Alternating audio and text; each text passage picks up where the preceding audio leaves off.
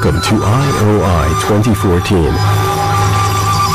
Coming to you from Taiwan, the heart of Asia.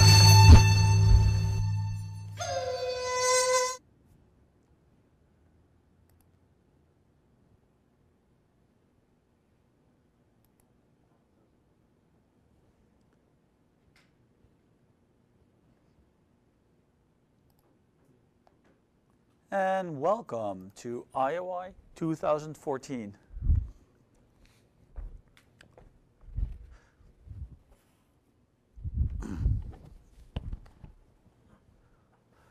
Good morning, everybody. This is Kim Shrivers broadcasting to you live from IOI 2014. We are here setting things up still. The contest has actually started, and we already have a few scores in. Could we maybe show the scoreboard? So let's see if that is all working. It should probably overlay over me. Isn't that perfect? So the IOI scoreboard is working just fine.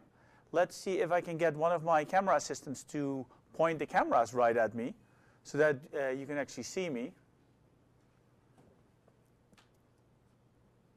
See, that's perfect. Is that, well, a little to the right.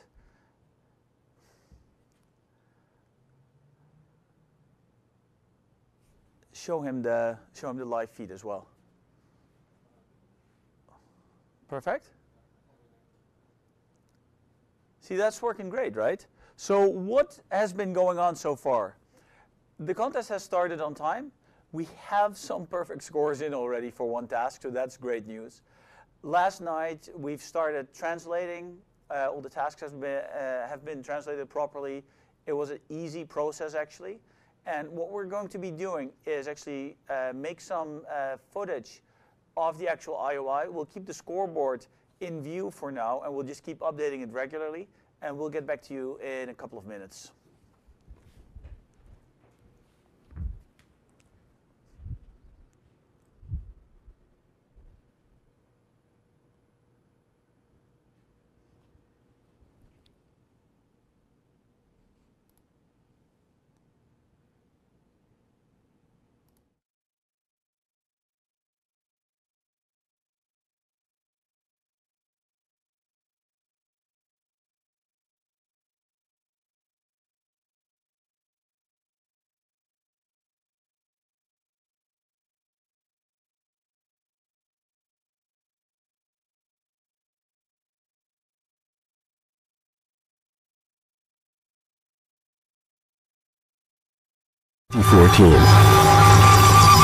Coming to you from Taiwan, the heart of Asia.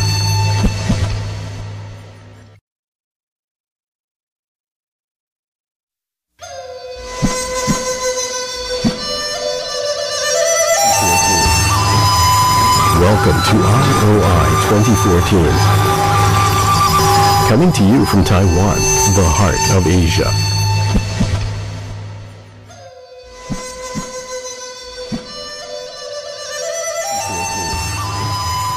Welcome to IOI 2014. Coming to you from Taiwan, the heart of Asia.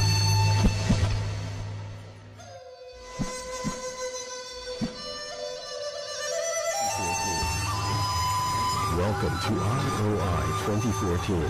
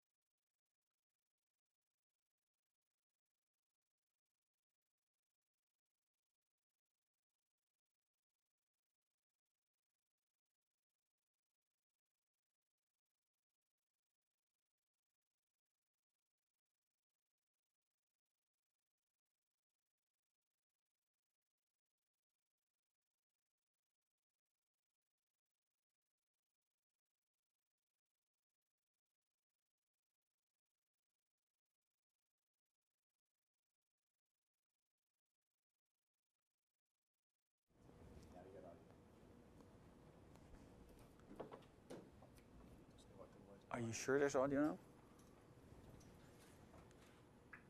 Testing, 1, 2, 3.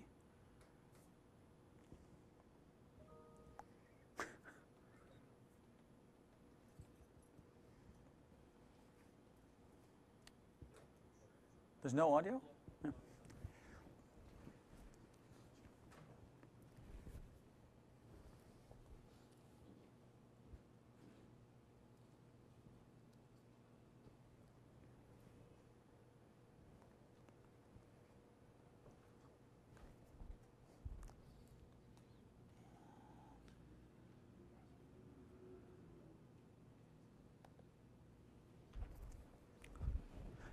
And let's try this again.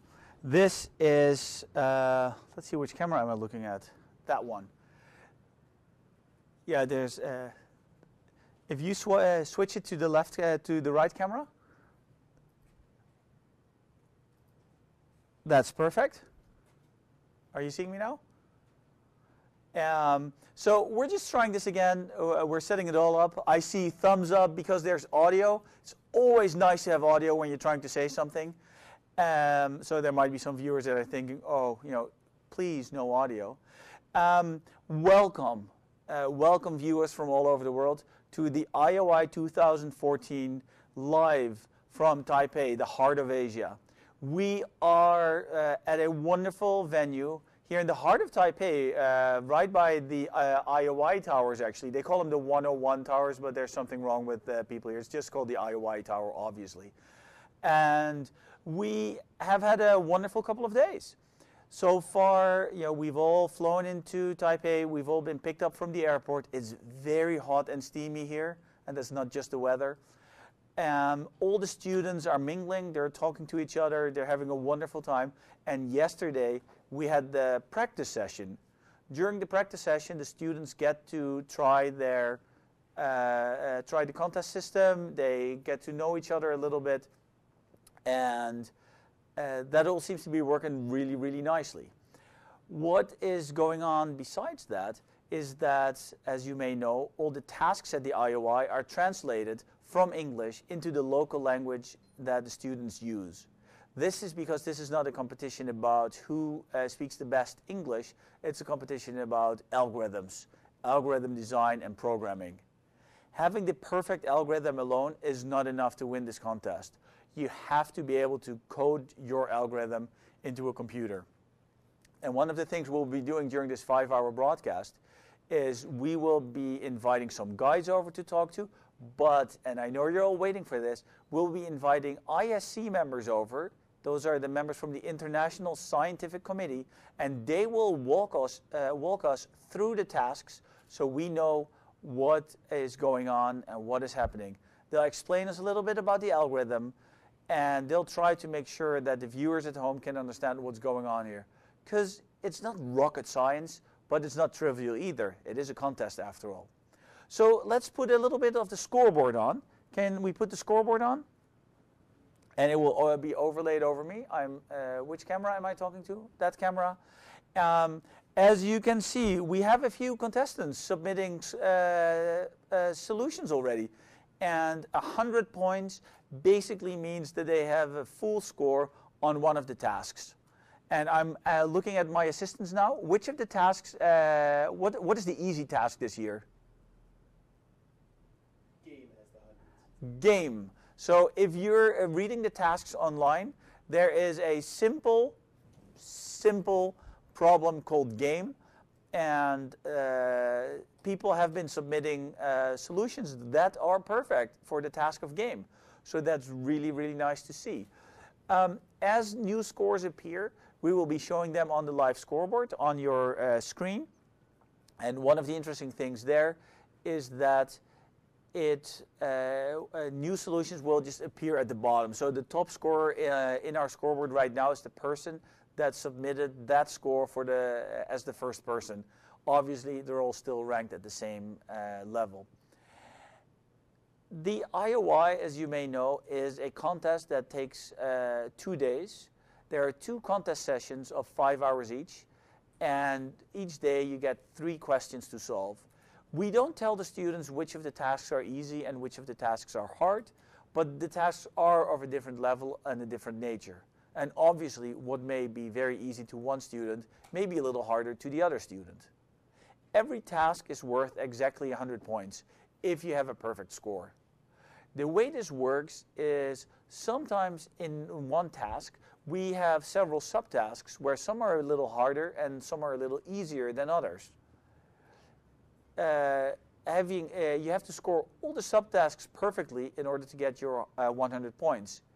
But it may be very, very hard to get 100 points, but you might be able to score 20 points by solving a simpler instance of the same problem. As a real-life, not a real-life example, but a task may be to climb up the top of a building, and if you make it up to 10 floors without falling down, you score 20% of the points. And if you make it to the full top, you score another 80%, so you score 100% of the points. That's how this works. It's the same task. It's just a simpler instance of it that is easier to calculate. What we're going to do now is we'll just be showing you the live 2 seats here for a couple of minutes while we go find some IOI guides to interview, because we know at home everybody wants to see the guides and they'll want to know what is going on here. So we're just going to go to the seats and we'll just keep the scoreboard up.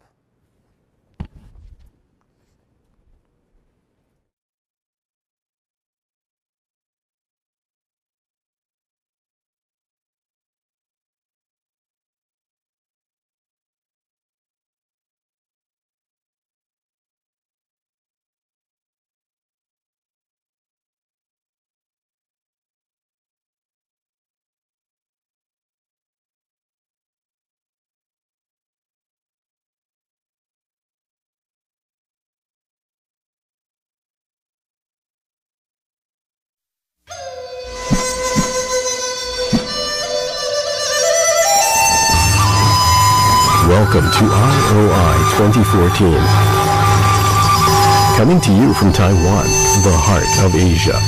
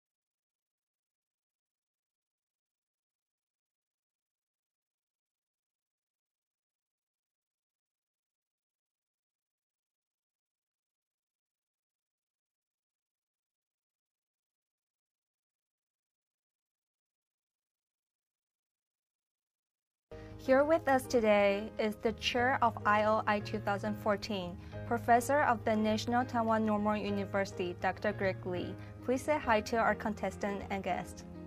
Hi, welcome to Taiwan. There will be students coming from 80 different countries. How many people are involved in the preparation of the IOI 2014 event? Wow, we started about 3 years ago with just the core of the organization committee, which consists of about 15 professors and staffs.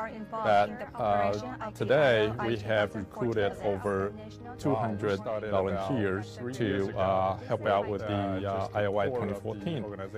Most of the volunteers are high school students coming from all over the high schools in Taiwan.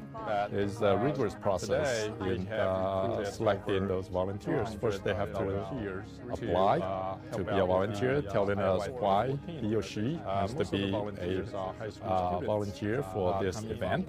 And secondly, they have to demonstrate good communication and English skill. Overall, 100 high school students and over 20 high school teachers were selected to be the core of the volunteering team to help out with the IOI event during the week of IOI. Overall, is this year's event any different from the past? Well, technical-wise, because this is such a big event, we're expecting over 700 people, between 700 and 800 people participating in this event. It's a huge logistic problem of moving people around.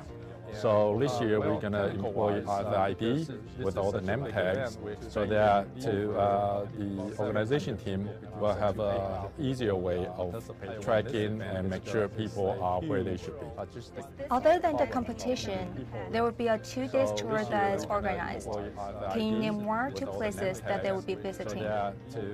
Yeah, we planned a wonderful program for all the participants. For example, the entire group will be going to the National Center of Traditional Arts to experience the past Taiwan, the current Taiwan, and the future Taiwan culture. As another example, National Palace Museum should be on everyone's agenda when they come visit Taiwan. So after the closing ceremony, we'll be taking the leaders, the deputy leaders, the guests to the National Palace Museum right before the dinner. As another example, this year, by being the host of IOI 2014, what did you do differently? So traditionally, Taiwanese team has been composed of only boys. This year, being a host, we get to send 2 teams to IOI.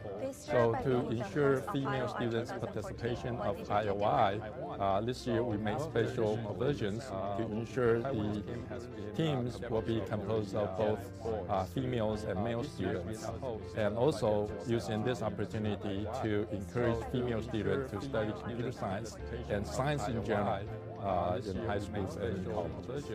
How can students participate in the IOI event? Well, in general, students need to go through a local competition, and usually there's a national contest to select the national team of 4 students. And then they go through trainings before they go to IOI to compete in that year's IOI. Do you have any advice for our contestants? Well, obviously, you need to bring your skill set to compete well in this year's IOI. Furthermore, bring a camera because you will be seeing wonderful places of Taiwan, and bring your taste bud because you will be tasting a lot of delicacies from Taiwan, and most importantly, bring some small gifts to exchange with all the other contestants from 80+ countries competing in this event. Tasting a lot of delicacies from Taiwan, and most importantly, bring some small gifts to exchange with all the. Do we have audio? Yes, audio coming in. Everybody happy? Okay, viewers at home, as you can see, we're sometimes showing some pre-recorded interviews with the host organizers, and they're really happy that we're doing that. One of the comments I'd like to make is that we are getting your comments. So some of the people at home are saying, ooh, the audio is not optimal. We're still working on that. There are people complaining about the scoreboard not running under Google Chrome. So we will inform the ISC of that. There are people asking when will the tasks be put up online, and once again, hey, unfortunately, that is out of our control. But we have informed the organizer and we have asked them to please put the tasks up online. What we will do is we're expecting the ISC to show up in this very room in about an hour from now. And as soon as they're here, we will walk you through the tasks. We will be discussing things and we'll talk about questions and solutions. Until then, there's not very much happening today. And we're just going to be bringing in some of the people to interview. One of my dear friends from Taiwan is now waiting to be interviewed. He doesn't realize that yet. But if he just looks up, we're going to be talking to him a little bit about his role at the IOI. He is now laughing, but that's great. I mean, that's what we're doing this for, right? This is all a fun event. You may want to talk into the microphone a little bit. Okay, hello. Hello, everyone. Which camera? I have no clue that that's they're in charge. Okay. They're pointing at that camera. You just zoom in on his face because that's much better than forcing the viewers to look at me all day round. Hello, hello. So, tell the viewers at home, what is your name and what do you do here? My name is Yao Hua Ho, or you can call me Danny. My role here pretty much I run all the PR. Okay, so from the tablet, talk to those sponsors, try to get more money a little bit, and just all the stuff that relate to all the stuff that the professor does not want to do, he will give it to me. I'm just kidding. Have you been to an IOI before? No, actually, this is my first time. So you have. How do you feel it here? What do you think of the entire spirit? Oh, it's intense, actually. It's a lot different than all the conference I've been to. It's instead not just the regular conference. You guys have the contest, the environment set up. Everything is new to me. I look at it, it's really surprised how complicated the whole procedure, whole logistic, the organize this type of events it is. Mm-hmm. Yes. And have you helped with setting up the computers? No. Have you seen people? Have you seen how they set it up? Yes, they are going day and night doing those. From the networking, even the power, the place we rent here, does not include any power. So that means we have run the power line, communication line, everything else. Everything is new, especially for the IOI. Yes. Because they only rent a space. This is especially for internet conference, or we say a trade center type stuff. So therefore, it's basically rent us a big box that we gotta fill in whatever's in there. Or they give us a table. That's all they do. And a chair. Well, that's wonderful. Yes. So you say you're in charge of the PR, yes, but you're also in charge of bringing in tablets. Oh yes, I do. Why are there tablets involved? Actually, it's because the Acer sponsor asked the events, and and we think it would be really nice instead changing the translation not translation Q&A tasking using the paper. We try to use the tablet, so all the leader has a chance to walk around any places.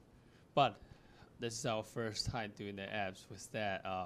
So I have to apologize if the app crashes once in a while or it's not working quite correctly. We will fix it. Hopefully for the context day 2, it will be beta version. It will be a better one. Better ones, yes. Well, that's one of the hard things about hosting an IOI. It's being hosted in a new country every year, and people have to learn new things, and they make the same mistakes as last year or different mistakes, and they do the same things well, and they do different things well. Right. So for you, what do you do in your professional life outside of IOI? Actually, I'm a professor at National Taiwan Normal University. I'm teaching computer science. My specialty is communication network, a wireless specialty. Ah, okay. Yes. So did you help set everything up with the wireless networks here? I do not have time. You don't have time for that? No, I just wireless just a little part, and the networking guy comes in. They are really professional team. Mm-hmm. Well, they also from part of Zhonghua Telecommunication, and part of it's a National Taiwan Normal University's tech support. They will have the just especially for the campus network. Okay. So they came in to reset everything, IP, the wireless, AP, all the stuff from here, hotel, and 2 hotel actually. The one was a student, and the one was a leader, and the IC. Yes. So I better not mess with those professionals. Just set up my own wireless APs. Plus, I'm not.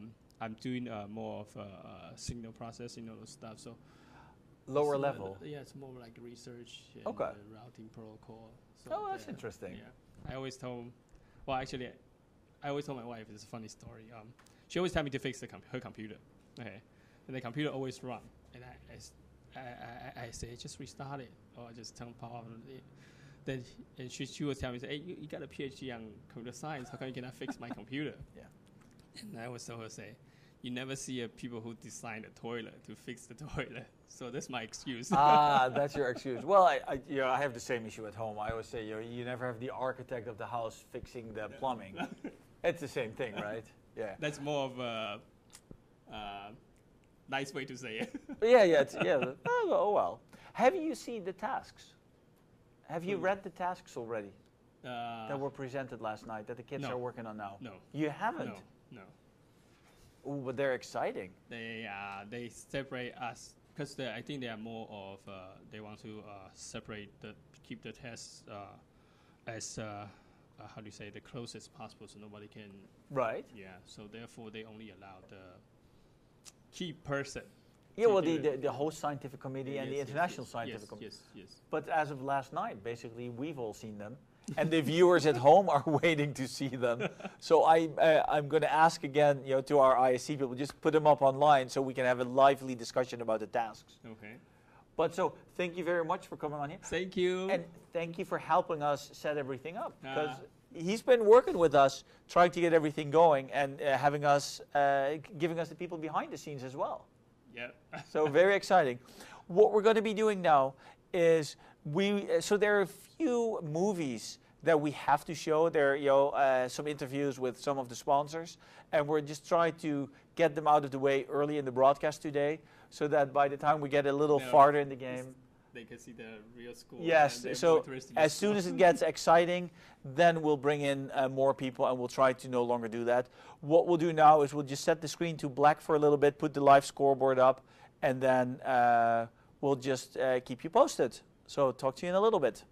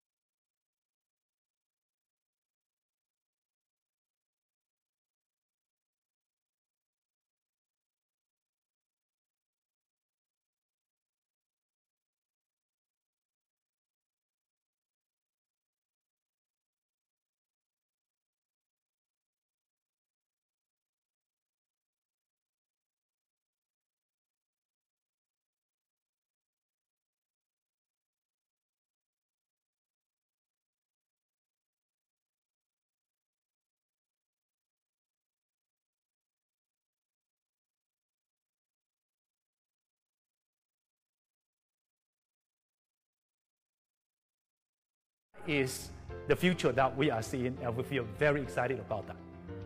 Good luck to your competition and enjoy your stay in Taiwan. Thank you again for sponsoring IOI 2014 in Taiwan.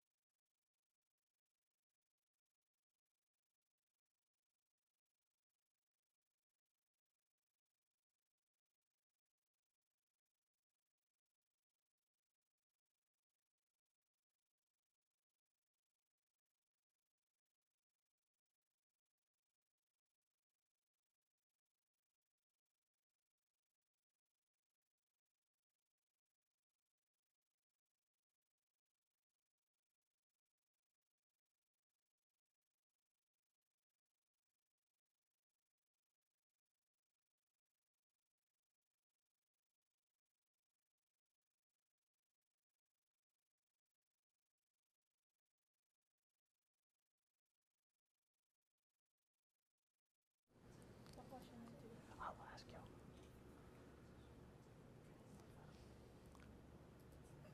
Hello viewers at home again. Welcome back to the IOI 2014 live stream, brought to you live from Taipei, the heart of Asia. I have with me one of the team guides that we'll be interviewing. But first, I'd like to inform you that we're expecting the ISC to show up here at around 11 o'clock, which is in an hour from now. So if you are posting comments with the live feed, keep on posting them. We are reading them. We do see what's going on. We try not to respond there, but we'll respond on camera, and we'll do with it. We'll try to please you guys. That's the whole goal. So with me, what is your name? Annie. Annie. And is that your Chinese name or your English flight name? English name. What is your Chinese name? Ting An. Ting An. Yeah. Okay. You are a team guide. Yeah. For which team are you the guide? Slovenia. Slovenia. Yeah. Is it a nice team? Yeah. Yeah? Have you learned the names of your students yet? Yeah. What are they? Felix. Mm-hmm. And Simon, Patrick, and I don't know. You don't know? That's okay. They're all, and we have trouble remembering the names here as well. Yeah. There are so many new people that you see out here. So is this your first IOI? Yes. And are you a student? Yeah. At high school, university? I'm going to university this year. What will you study? I'm not decided yet. You know you're going to university, but you have not decided yet what you will do. Yeah. Okay, that's fine. Do you talk with your students about computers or computer science? Not yet, but I know a little about computer science. And what do you know about computer science? Because my mom is a computer program designer. Ah, okay. Yeah. So, and I know about her work, her job, and I tried to major computer science when I was in vocational high school. Okay. But I think it's too hard for me. Oh, it's not that hard. Look at us. So when you, how did you get involved with being a guide at the IOI? I want to practice my English. I think it is the good way to improve my English. Okay. And are you staying at the hotel with the students, or are you going home every evening? Staying at a hotel. Oh, well, that's nice. Yeah. So you get a little excursion out of it as well. Yeah. Do you see all the students from the different teams mingle and talk to each other? I don't talk to students from other teams. Okay. Well, everybody's still a little bit nervous, I presume. Yeah. Yeah. What was the atmosphere like last night, the evening before the contest? I think they feel relaxed. Yeah? We had dancing night yesterday. Oh, that's good. Yeah. And did everybody go to bed very late, or did you try to send them to bed a little bit early? A little bit early. Well, that's good. Well, thank you very much for coming on to the live broadcast. And what we're going to do now is we'll bring in the next guide, and we're just trying to show the viewers at home what we're hanging out with, who we're hanging out with. Thank you so very much. Thank you. So once again, we're here in Taipei, in the heart of Asia, doing the IOI live broadcast, where we're actually waiting for things to calm down a little bit on the floor. And once they've calmed down, we'll show you some live footage from what is going on the floor in the contest hall. We will be bringing the ISC members in here as well. And we're just trying to amuse you for 5 hours with the scores, with everything. Let's put the scoreboard up once more. Can we put the scoreboard up? Yep. I see a scoreboard. So there are some scores appearing. There's also a live scoreboard on the internet where you can see way more details than what you're seeing here. So that might be useful for the viewers at home to watch. We have received some comments that the scoreboard doesn't work too well on Google Chrome. I don't know if that's still the case, but we have informed the IOI host country to try to look into this and see if they can fix it. So what's going to happen now is, are we going to a movie first? We're just going to go to a quick movie, and then we'll hopefully come back with another team guide to talk to you about another team.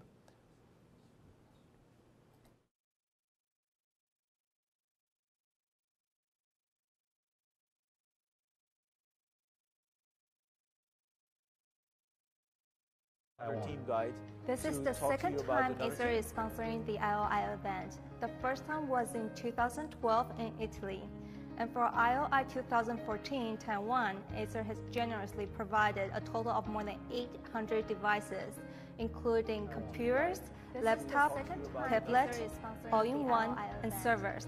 Do you want to start by saying a few words to our contestant and guests?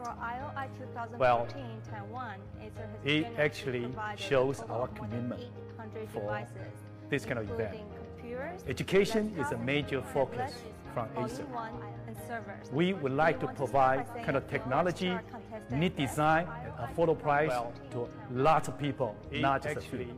And education is a particular area that we want to focus to make sure that our next generation of people are getting right kind of technology, right kind of training to prepare for their future. Neat design. Other than IOI, is Acer involving any other kind of education outreach? Education is a particular area. Of course, we want multiple fronts to make sure that from sponsorship, like this kind of event, to charity activities and offering product, including hardware, software, service, to people in the school, in the research institution, and also for people to get ready for their future. By involving in education, what kind of impact does Acer wish to make? Including hardware, software. We build up our culture to make sure that we will be able to take technology to the industry, to our users, creating value at a price that people are able to afford, and also creating fun in learning, in education, and also providing the opportunity to converge productivity and entertainment altogether. Acer, a global leading computer brand, which is known for providing quality product without breaking the bank. In a recent interview, you said, we have plenty of business beyond just PCs. Can you talk more about that? Yeah, I'd love to. Yes, in the past 30 plus years, our focus is pretty much in the PC area. However, seeing the new dynamic changes, we have redefined and expand our business scope beyond just PC, covering also tablet, smartphone, even wearable devices. And we are very excited for this new business opportunity. in the new dynamic changes. And how can students benefit from those products and services? Well, it's very important that we understand what people need. I am a big believer of following the youth. The new generation people, we call them Generation Y, are the people that they combine life, productivity, entertainment, enjoyment all together, combining computing and communication together, combining what they enjoy to what they have to do. So what we are trying to do is to make sure that people enjoy in their learning, in their work. Entertainment, enjoyment, final questions before we end the interview. Based on your extensive experience and knowledge in the IT industry, looking to the future, what skills do you think are crucial for tomorrow's engineers? People enjoy computers are no longer just a computing device, and phones are no longer just for communication use. And by the way, they all work together. Having computer and communication devices working together provides a perfect foundation for people to have fun in learning. Whether they are in literature, liberal arts, science, mathematics, they will be able to learn within their domain and going beyond through internet and other cloud technology. And that is the future that we are seeing, and we feel very excited about. Good luck to your competition and enjoy your stay in Taiwan. Thank you again for sponsoring IOI 2014 in Taiwan. Very happy to do so. Thank you. And that is the future that we are seeing. Good luck to your competition and enjoy your stay in Taiwan. Thank you again for sponsoring IOI 2014 in Taiwan. Very happy to do so. Thank you.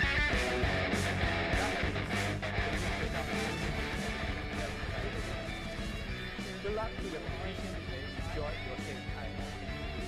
Thank you again for sponsoring IOI. And welcome back to IOI 2014, here live from the International Conference Center here in Taipei, the heart of Asia. So I have with me another team guide who is very excited to be a member of the IOI community this year. But before we go to her, we are still working on the audio. We hear people complaining about some echoing noises from the DVDs that we're supposed to play. So we're going to look into what is actually going on there and why that sound quality is so low. What is going to happen now? I'm just going to talk to you for a little bit. If you hold the microphone up to your mouth when you talk, then the viewers at home can hear what you're saying. What is your name? Lillian. Lillian. Yes. And Lillian, what is your Chinese name? Jiaxuan. Joshua? Jiaxuan. Jiaxue? Yes. Okay, I feel like a fool trying to pronounce that. So you are a team guide here. Yes. And which team are you the guide of? Estonia. Estonia. And is it a nice team from Estonia? Of course. Of course. Do you know the names of your students? Yes. What are they? Oliver and Sim and Andrew and Simon. Okay. Are you hoping that they will win the contest? Yes. Yeah? Are you looking forward to that? Uh-huh. How did you end up being the team guide of the Estonian team? I don't know. Our teacher for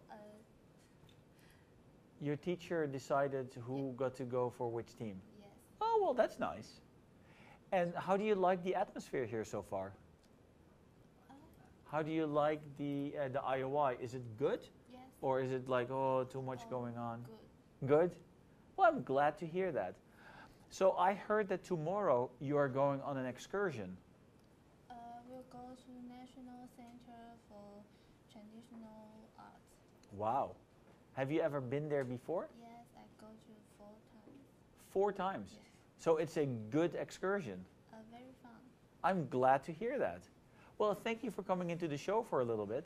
And I'm just going to direct my attention to the viewers once more and tell you that we're reading all your comments. We're aware of the audio situation. We're trying to get everything set up properly. and maybe someone can bring in a DVD player so we can just play the audio right from there. What's going to happen now is, and I'm looking at my producer to my left side. Oh, we're bringing in more people to interview. That's wonderful. Thank you very much. Thank you.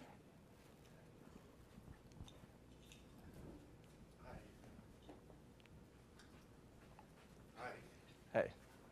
So, what should I do? What should you do? You're on the air already. I'm on the air. You are Okay, on the air. So We're so fast here. I'm Spark. Yeah, tell us a little bit about you. I'm Spark. I'm a computer teacher. So, I graduated in NTNU. So this year, my high school they hold these events. And it's an honor to serve our school. Okay, and see my students perform. Yes. So you're helping your students work here, basically. Actually, my student is one of our contestants. Wow. Yes. And is he doing well today? I think so. I think 3 years ago he got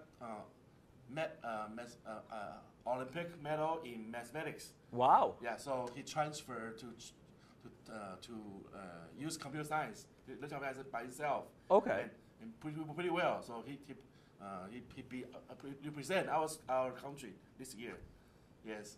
And I'm doing here to be a volunteer. Okay. And see if he can get medals. And I'll be very happy. Well, that makes sense. That makes sense. Yes. So have you been involved with any of the Olympiads before? Not really, because I've just saw it in news or other journals. Yes, but I've been in ACN when I was in college. Yes, I know the ICPC. Yes, that's the contest. Yes, that's it. Similar contest. Right. Yes.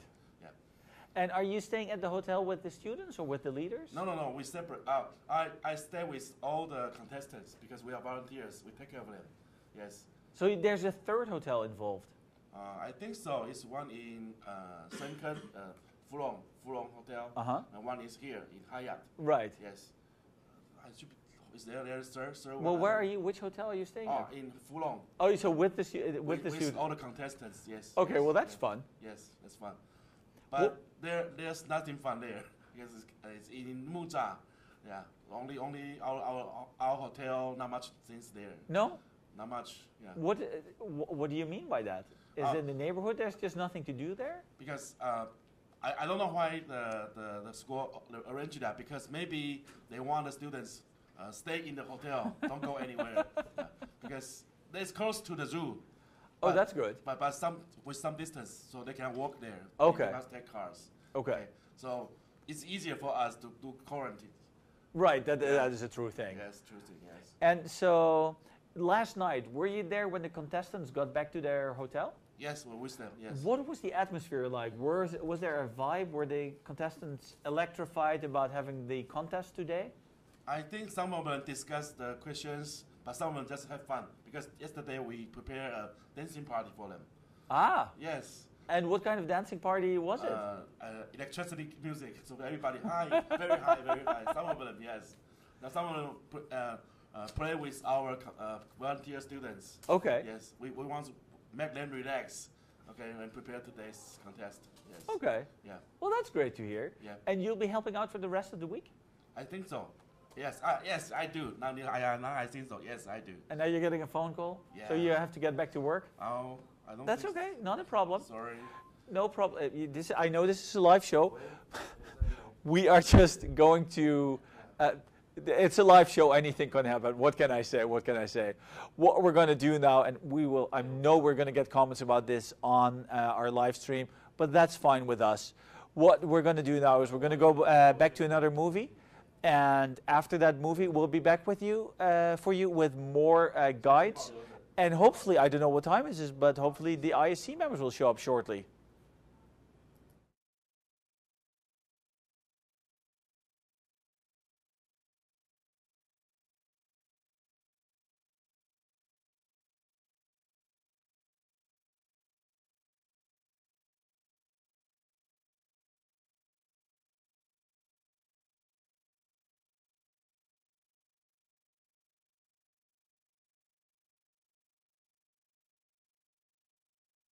To transform our company to become a full-service digital convergence company. What are the services Chunghwa Telecom provides for IOI 2014? In order to create the best competition environment, Chunghwa Telecom provided the fiber and mobile network to enable the coaches and the students to communicate with the best quality network. In order to create what role does Chunghwa Telecom play in bridging the digital divide in Taiwan? Chunghwa Telecom is committed to bridge the digital divide and create the digital opportunities. Over the years, Chunghwa Telecom has applied a variety of solutions to bridge different aspects of the digital divide, including the universal services to support the access of ICT in the remote areas. Over the years, can you tell us how Chunghwa Telecom plans to develop the digital convergence service in the future? In short, Chunghwa Telecom will transform service into a full digital convergence service provider. Chunghwa Telecom is the leading operator in Taiwan. We will continue to build out our high-speed infrastructure to provide the mobile and fixed seamless services. We plan to offer 300 megabits per second fiber to the home services in 4G and we will continue to build out, which will facilitate the innovative digital convergence and value-added services to individual, household, and enterprise market. Thank you again for sponsoring IOI 2014 in Taiwan. You are welcome. It's our pleasure. Enjoy your stay in Taiwan and our services. Value-added services. Individual, household, and enterprise market. Thank you again for sponsoring IOI 2014 in Taiwan. You are welcome. It's our pleasure. Enjoy your stay in Taiwan. Chunghwa Telecom. Thank you again for sponsoring IOI 2014 in Taiwan. You're welcome to our program. Welcome to IOI 2014. Coming to you from Taiwan, the heart of Asia.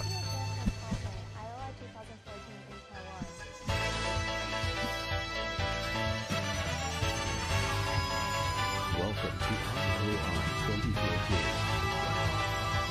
Coming to you from Taiwan, the heart of Asia.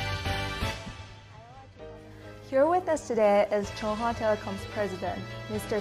Mu Biao. Welcome to Taiwan. For our international guest, who is Chunghwa Telecom and what service do you provide?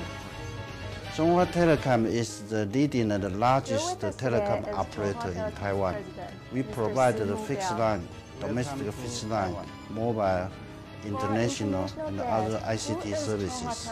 Our goal is to transform our company to become a full-service digital convergence company in Taiwan. What are the services Chunghwa Telecom provides for IOI 2014? In order to create the best competition environment, Chunghwa Telecom provided the fiber and mobile network to enable the coaches and the students to communicate with the best quality network. What role does Chunghwa Telecom play in bridging the digital divide in Taiwan? Chunghwa Telecom is committed to bridge the digital divide and create the digital opportunities. Over the years, Chunghwa Telecom has applied a variety of solutions to bridge different aspects of the digital divide, including the universal services to support the access of ICT in the remote areas. Over the years, can you tell us how Chunghwa Telecom plans to develop the digital convergence service in the future? In short, Chunghwa Telecom will transform service into a full digital convergence service provider. Chunghwa Telecom is the leading operator in Taiwan.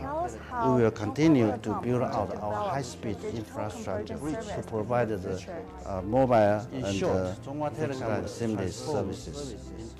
We plan to offer 300 megabits per second fiber to the home services Taiwan. 4G LTE continue services, which will facilitate the innovative digital convergence and value-added services to individual, household, and enterprise market. Thank you again for sponsoring IOI 2014 in Taiwan. Your welcome is our pleasure. Enjoy your stay in Taiwan and our services, value-added services to individual, household, and enterprise market. Thank you again for sponsoring IOI 2014 in Taiwan. Your welcome is our pleasure. Enjoy your stay in Taiwan. Chunghwa Telecom. Thank you again for sponsoring IOI 2014 in Taiwan. Your welcome is our pleasure. Welcome to IOI 2014. Coming to you from Taiwan, the heart of Asia.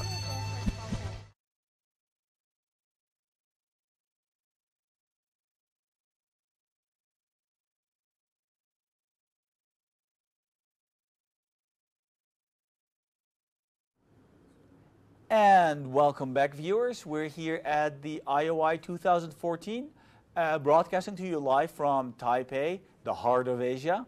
I don't know why I add that catchphrase to it every time, but you know, they tell me this is the heart of Asia. With me today, I have one of our guides, Cecilia. Yes. What is your Chinese name? My Chinese name is Lin Yuan, and it's Yuan Lin. Yes. Yuan Lin. Yes. Okay. So, are you a team guide or do you do something else here? I am the Mexican team guide. And do you speak Spanish? I used to, but now I'm not fluent anymore. I just can understand a little bit. Okay. Hold the microphone close to your mouth okay. and talk a little louder, because I know that people are commenting that you're so nice and shy that they can't hear you. Okay. So how did you get involved with the IOI?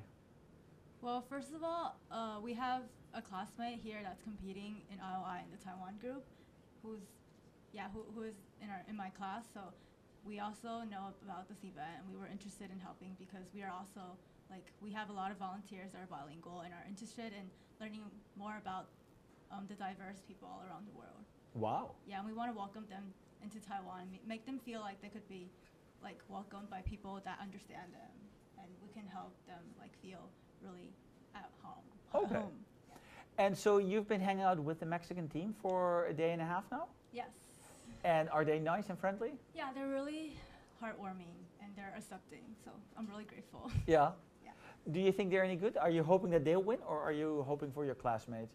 Oh, I hope everyone will win, and I hope that That's a very political their answer. best experience would be learning more about Taiwan, and yeah.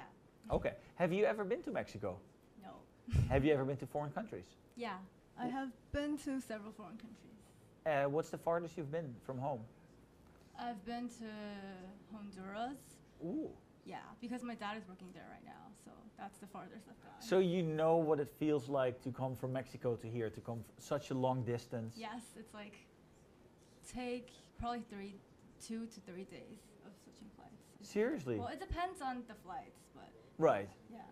And I hear you guys are going on a nice excursion tomorrow? Yes. And where will you be going? We'll be going to Taipei 101.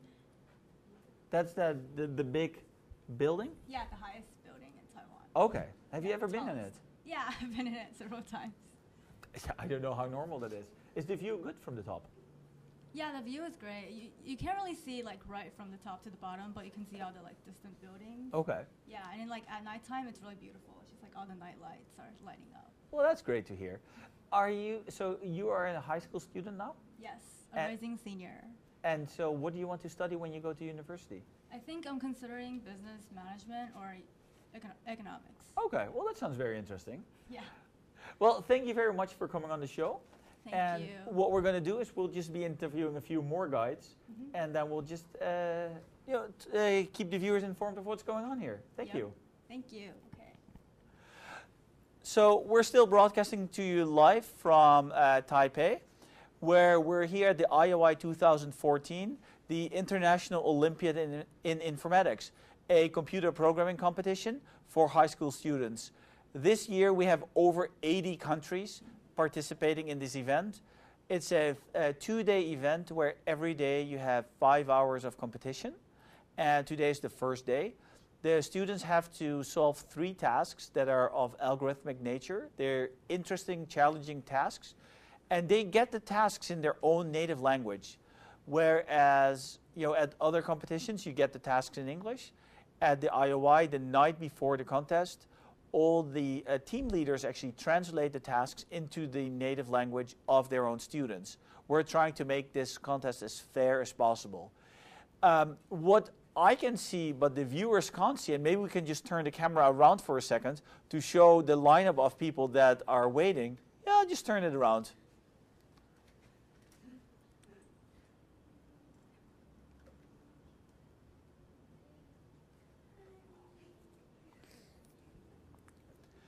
And I see the guide from Korea pointing at her sign. So if the guide from Korea can come forward, we'll talk to you first.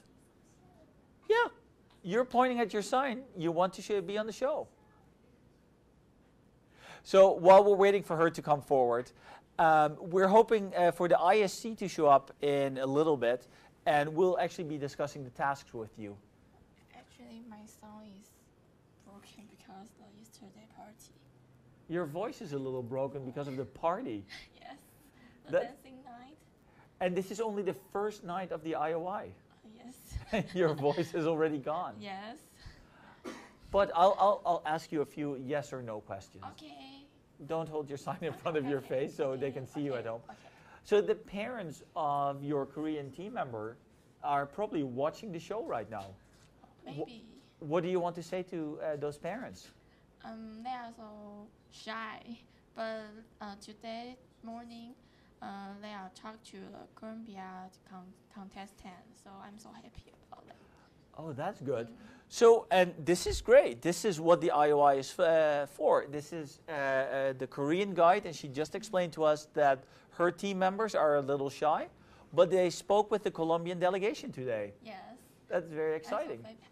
I'm so happy for them. Yeah? And are they nice? They are so nice, but also shy. Nice and shy? Yes. Have they been dancing and singing with you last night? Or? Oh, no, because they have to sleep. So you sent them to back and then bed, and then you went to party? Yes. It sounds like a great plan. It's a good atmosphere here. Yes. So we'll just, because your voice is so down, we're just going to be bringing in some of the other guys. And as you saw at home, there are quite a few people lined up, all willing to tell you about their team. And so this is just very exciting. Yes. So thank you very much for coming on the show. Thank you. Who is the next person that would like to show up? She's the daughter of the chair. Oh, bring her on. This is all very improvised, as you can tell, for our viewers at home. But we're running this show with 2 people, and then there are some people watching and manning the scoreboard. So, Miss Grace Lee, the daughter of Chairman Greg Lee. Yeah. If you hold the microphone up to your mouth a little bit more. How often have you seen your father in the past couple of weeks? Like every day. It's just he looks really stressed out sometimes. He looks really stressed out? Yeah. We've just seen a nice interview with him on the show. Have you been watching that interview? No. No? I was Okay. taking a nap just now.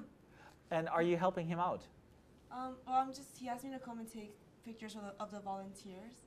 Okay. Because he has like actual photographers for like the contestants, but then he wanted a photographer for the volunteers. Okay. Yeah. Well, that's nice. So you're just hanging out with the volunteers? Yeah. How are the volunteers enjoying the IOI so far? I think they enjoyed it a lot because like yesterday there was like that party in the room and that looked pretty fun. Okay. Yeah. So the IOI volunteers are partying and having a good time? Yeah. And you are not hanging out with the students at all? Oh, I am. Which team have you been hanging out with? Tajikistan. Okay. Yeah, they're pretty cool guys. We Yeah. met them on the first day after we took a picture of them. Yeah. Okay. So that's good, good to know then. Mm-hmm. Are you a student? Yeah, no, I just graduated. Okay, so and what is your next goal? I'm going to university in August. I'm going to be leaving for the States. And what will you be studying there? Animal science. Animal science? Yeah. That's something completely different from everything that we do here. Yeah, but I'm really interested in animals. Oh, no, that's okay. We're interested in computers. So that's all doable.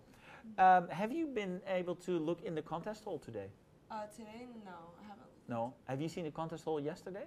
No, I was in the practice session room. Okay. And I watched how that went. What did you think of that? It was really interesting. I didn't understand what they were doing. And I was kind of amazed by how they know so much about computers. Well, that's why they're here, right? Yeah. So that's the whole point. Mm-hmm. Okay. Well, thank you very much for coming on the show. Thank you. I think we're going to go to another little movie now. And after that movie, hopefully, I don't know what time it is. Do you know what time it is? Nobody knows. Hopefully, we'll get some ISC members over, because I know you're all asking, bring out the ISC, tell us about the tasks, tell us about what is going on. And so far the contest has started on time today, no delays. Everything seems to be going very smoothly, except for the audio of the system here, which we apologize for. And we're just bringing in guides, we're interviewing people, and shortly we will be bringing in the ISC.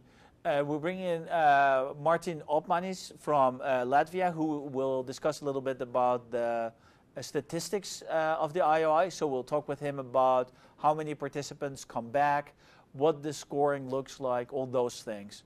I'm getting a sign from my producer that it's almost time for the movie. So we'll talk to you in a little bit.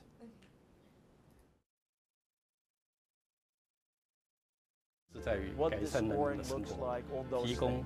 譬如像智慧城市的这些服务，让整个社会能够更便利，然后更能够走向欣欣向荣的一个很重要的一个进程。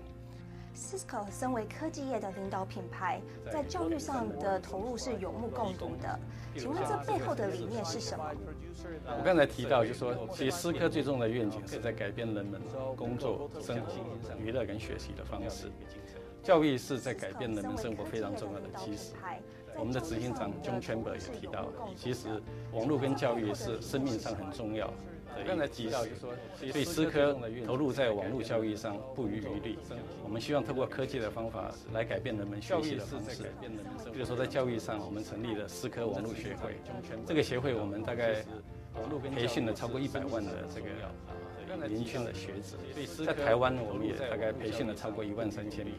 那这个部分也代表思科在学术教育上面的投入。那我们也希望能够彼此的来成长于社会，然后能够贡献于社会。这是思科最重要的一个契机，也是我们在追求的一个很重要的愿景。可以再多谈一下 Cisco 网络学会吗？思科网络学会是思科结合网络科技所创造出来的一个教育平台。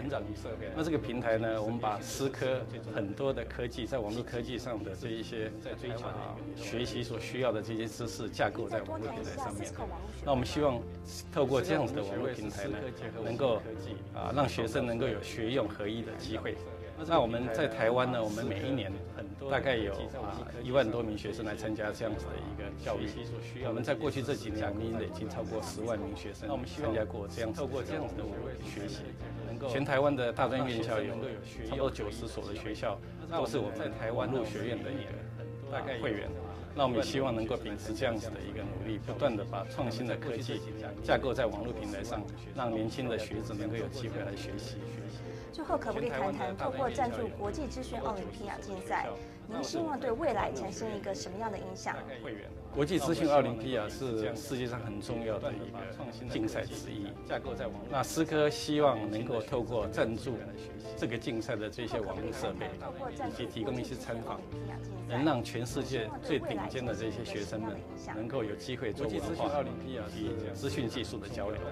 那充分的让这个全球的趋势能够彼此做一些分享，那这是思科最主要希望达到的一个目标。提供一些参考。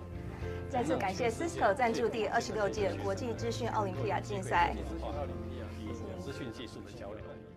Today, my ambulance knew all about a bike accident just by talking to a helmet. It grabbed the patient's record before we even picked him up. It found out the doctor we needed was at St. Ames. And it got us okay on treatment from miles away. It even pulled strings with the stoplights. Today, my ambulance talks with smoke alarms, pilot with a helmet, in stadiums. But, of course, it's a good listener, too. Today, Cisco is connecting the Internet of Everything, so everything works like never before. Miles away.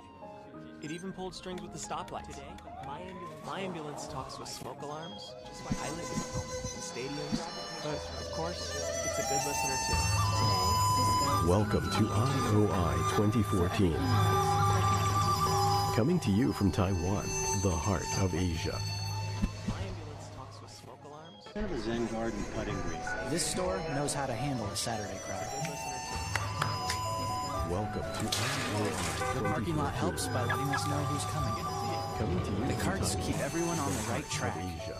The power tools introduce themselves. Like that.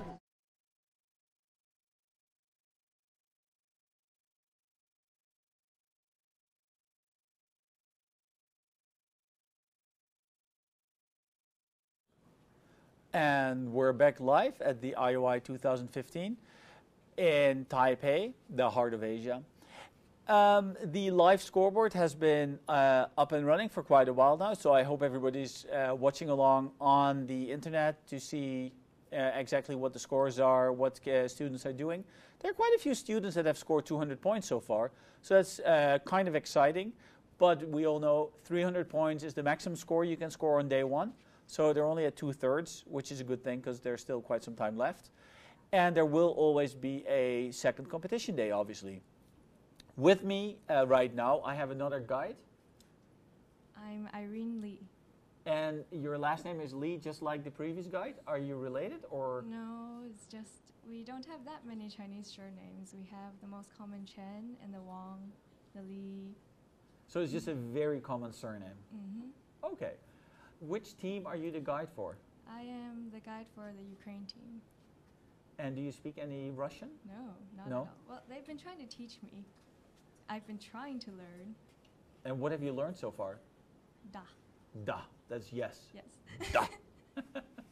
Well, that's an easy thing to learn. It took me quite a while. It took you quite a while to remember that? Is it da or dach or? Oh, okay, that makes sense. That makes sense. So, did you pick up your guides from the airport, your students from the airport? They met me at the hotel. Okay, you were waiting for them? Mm-hmm.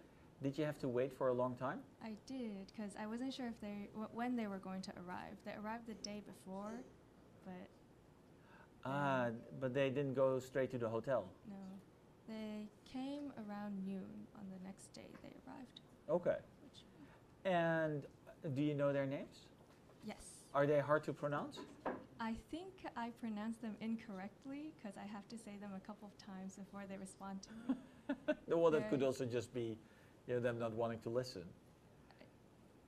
Do you want? Sad. Do you want to try to pronounce them here? Okay. So there's Ilya.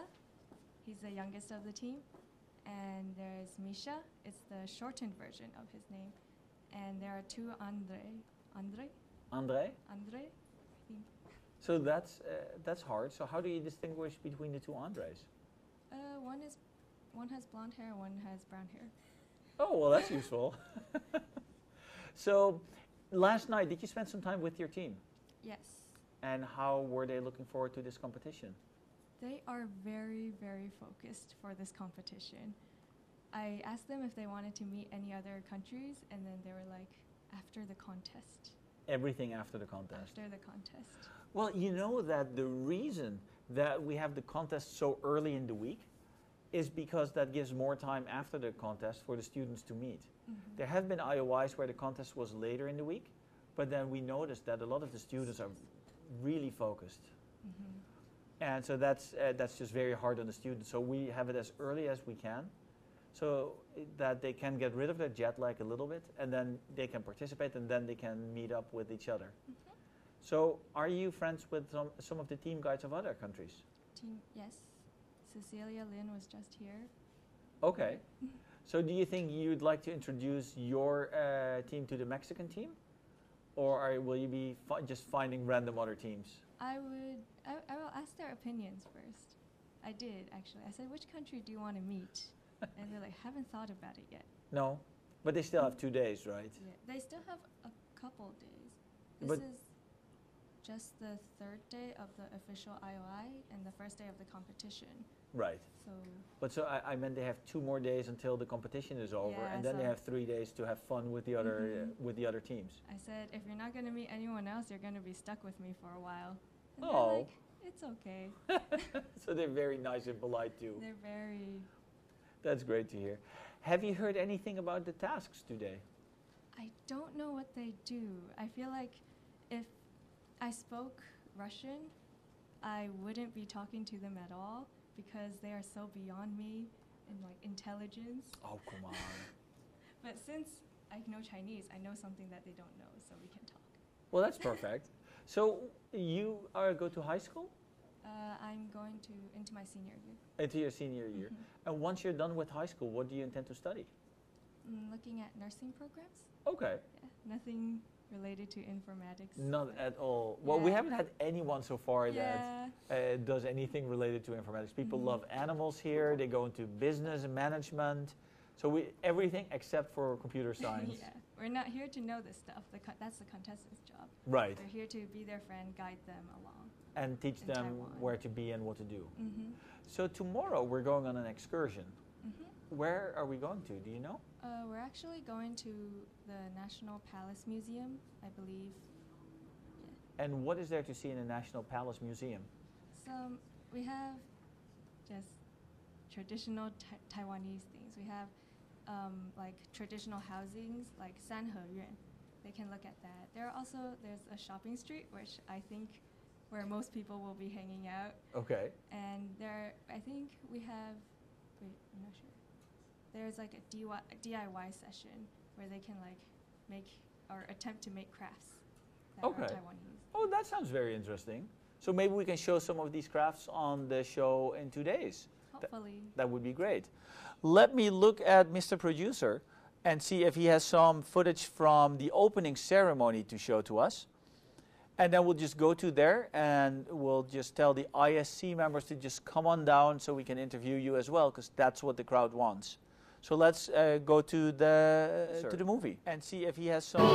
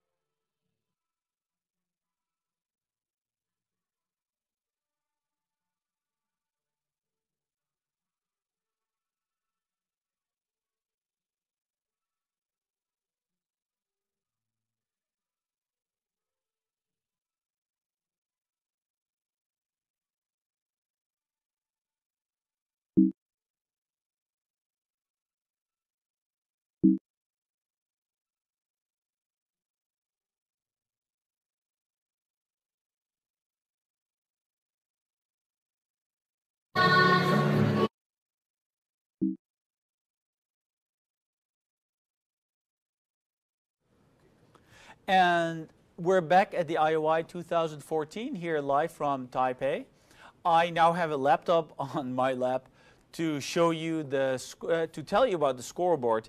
And if you want to tag along with me, just check it at live.ioi2014.org/ranking.html. But I think live.ioi2014.org should already get you there. If you look at the scoreboard, if you tag along with me, you will see that Honghua Dong from China is currently in the lead with 230 points, which is a brilliant, brilliant score. And if you look at what he's scored wall perfectly and game perfectly. And you can see that basically a lot of people have started scoring 100 points on wall. His score for rail is only 30 points so far. But if you look down a bit, there is a student that has already scored 100 points on rail as well. So a score of 300 points today should be possible. The tasks are not impossible. Every task has been solved at least once completely perfectly. And we're only 2 hours into the contest today. As you can see, we've basically started on the dot today, right on time. In second place, there's quite a few people that have scored 200 points. Starting, and I have to remember the flags. I think it's Iran, and then Slovakia. After Slovakia, Singapore, Hong Kong, Bulgaria, the United States, and China. So they're in the top 10. There are currently 2 contestants from China. Well, actually in the top 2, since it's a shared second place.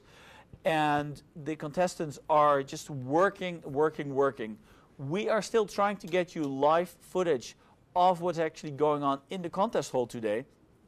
We're sending people back and forth with portable video cameras, but for some reason those videos are not showing up here. What I will try to do is bring in some more guides, and if all goes well, in 6 minutes we should have an ISC member here to walk us through the tasks. Who of the guides would like to show up right now? I love how the volunteers here in Taipei are just being pushed forward. Just sit down. It's great. It's fine. So hi. Hello. What is your name? My name's Ricky. Ricky? Yeah. And is that your Chinese name or your English name? No, it's my English name. What is your Chinese name? My Chinese name is Shengru Chen. Shengru Chen. Yeah, it's actually English pronunciation. How would you pronounce it? If you speak it in Chinese, it's called Zhen Shen Ru. Zhen Shen Ru. Yeah. Kind of. I don't expect you to be able to pronounce Chinese properly. It's a hard language for me. Yeah, it's pretty hard for foreigners to catch on to pronunciations. Okay. Yeah. And have you always lived here in Taipei? No, because my dad is diplomat, so I've been around a lot of places before. I dare say around like 20-something countries already. You've lived in 20-something countries, or you've been to? I've lived in 4 major ones. Okay. And I've been to 20-something countries. Wow, yes. That's very impressive. Are you a guide for a team here? Yes, I'm a guide for the Team Canada. Okay. Yes. Ooh. Yeah. You know that JP is the Canadian team leader. He's helping out here. Oh, really? Yeah. He's actually out of the room, but this is his laptop. Oh. And Troy, the other Canadian team leader, is sending us feedback all the time about what is going right and wrong with the audio. Yeah, the leaders are very nice. Are they? Yeah, they are. Yeah. Very friendly. And what about the contestants? Oh, they're great. They're very friendly people. And I see Jacob on there. He's 18 right now. That's very good. So I'm glad you're actually paying attention to that. But on my scoreboard, he's not in 18th place. Oh, no. He's in 20th place. Oh, that's... Somebody else scored some points. Oh. But the good news is that Jacob has scored 30, it's changing all the time, has scored 30 points on the first task, 100 on the second, and he's still at 0 points for game, but quite a few people have scored 100 points on game. Yeah. So, well, I have faith in him. Keep your fingers crossed, yes. right? Yeah. Are you introducing your team to the other teams? Well, I tried. Still got 2 pretty shy members. The other 2 are more open. And I try to get them to sit at other tables. It's hard. So they kind of just want to sit by themselves. With the 4 of them? Yeah, but yesterday during lunch, they did play cards with the UK team, which is nice. Okay. Yeah. And which card game did they play? I don't really know the name. Is it one of those random games where they make up rules as they go? No, it was. I think it works. Hey, JP. Hey, Ricky. Hey. It's something like bluffing. So. Okay. Yeah, they're just trying to bluff each other. Yeah. But you can't be too shy for that. I guess not. Yes. So you live here in Taipei? Actually live down in Hsinchu. Hsinchu. Yeah, it's a 1 hour drive away. And you go to school there? Yes. I go to the same school as the CL and Irene. Okay. Yes. And are you in the same class? No, they're in different class. Okay. And what is your goal to study next year? Well, I'm actually studying computer science next year. Seriously? Yes. We have someone that knows about what's going on the show. A little bit. A little bit? Yes. Their level is still too advanced for me. Oh, come on. Have you ever tried to participate at the IOI at the national level? No. Yeah, actually, next year is just my first year. Because later on in university, I'm planning to go pursue engineering. Okay. And engineering needs some sort of computer science in there, because sometimes you write programs and stuff. Right. So you're just programming a little bit, Yeah. doing your best? Yes. Well, that's great. Have you seen the tasks of today? Or not at all? Not at all. No. Well, we'll be discussing them shortly if all goes well. And I keep promising 11 o'clock, but JP, I don't see any ISC members yet. He shakes his head. He's trying his best to bring the ISC members down, so we'll just see what's going to happen. So tell us a little bit. We've heard a little bit about the excursion for tomorrow, where we go to a museum and there's a little do-it-yourself section there. So that should all be fun. Yeah. Is there another excursion scheduled this week? Well, and then which day? But we'll be going to amusement park. It's for the contestants on one of the days. Okay. Yeah. It's it has a water park and a land park, and it's designed to help them relax after contests. Oh, well, that's great news. Yeah. That sounds like a fun thing. Yes. And are you going along then as well? Yes. We will. The guides will be going along. All the guides have to be there, and you just have to play with the students. Yes, they have to be there, but not necessarily play with them. No, but you're just hanging out together, Yes. right? That's what you guys all do. Okay, well, if we look at the scoreboard, I don't see the Canadian flag very much up there anymore. There it is in 21st place, Jacob Jackson. And if we look at the top of the leaderboard, Honghua Dong from China is still in first place. I think he scored a few more points. He now has 256 points. That's a great score to have, 256 points. Amir Mohsen from Iran in second place, still together with Eduard Batmandain. Very close. Well, they all have the same score. Jia Feng, Tingfeng Lao, Hristo Venev, Scott Wu, Jinyan Xu. So those people all have 200 points. And now we have an interesting one. Dingli Yu has 172 points. But he has scored points on every task, just like the number one.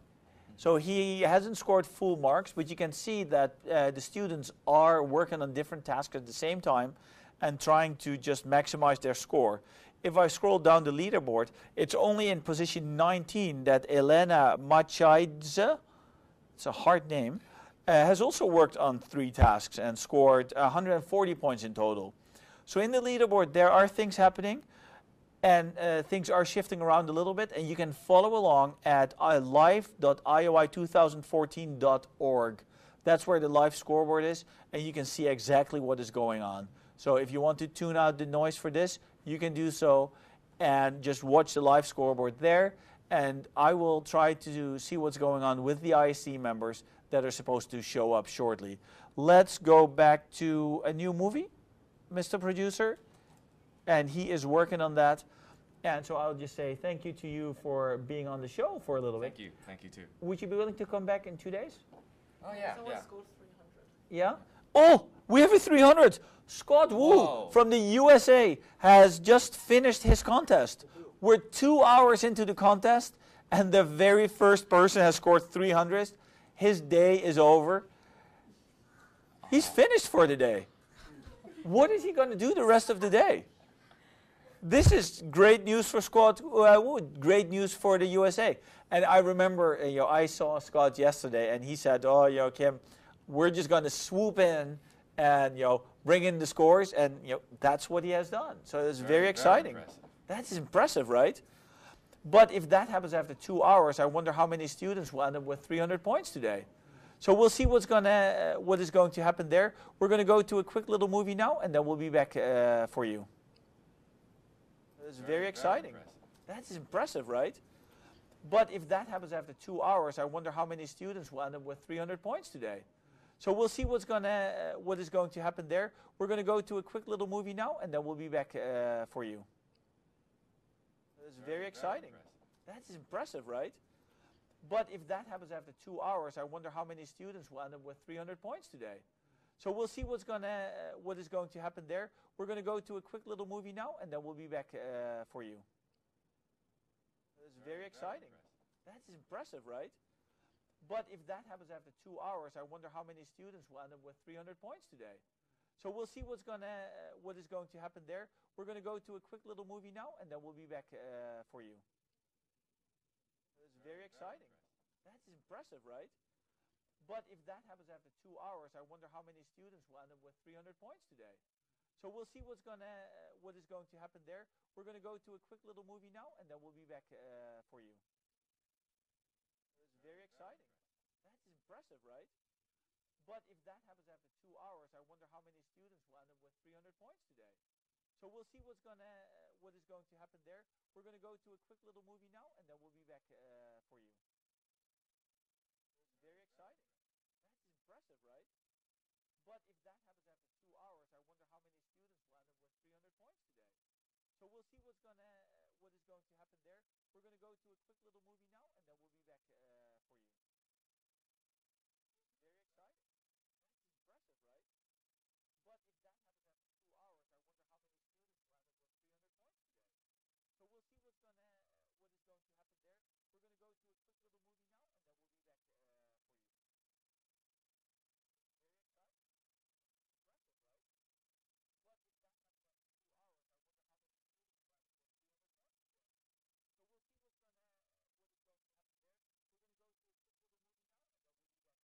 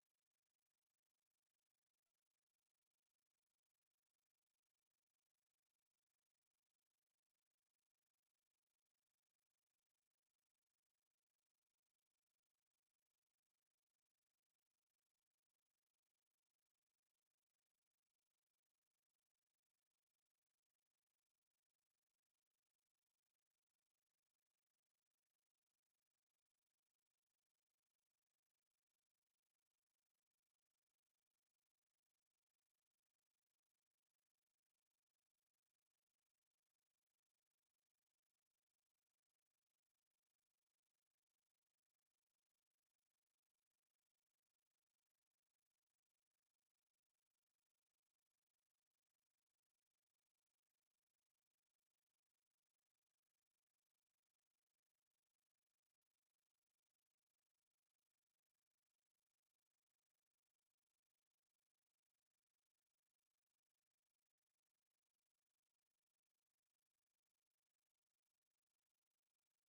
movie now, and then we'll be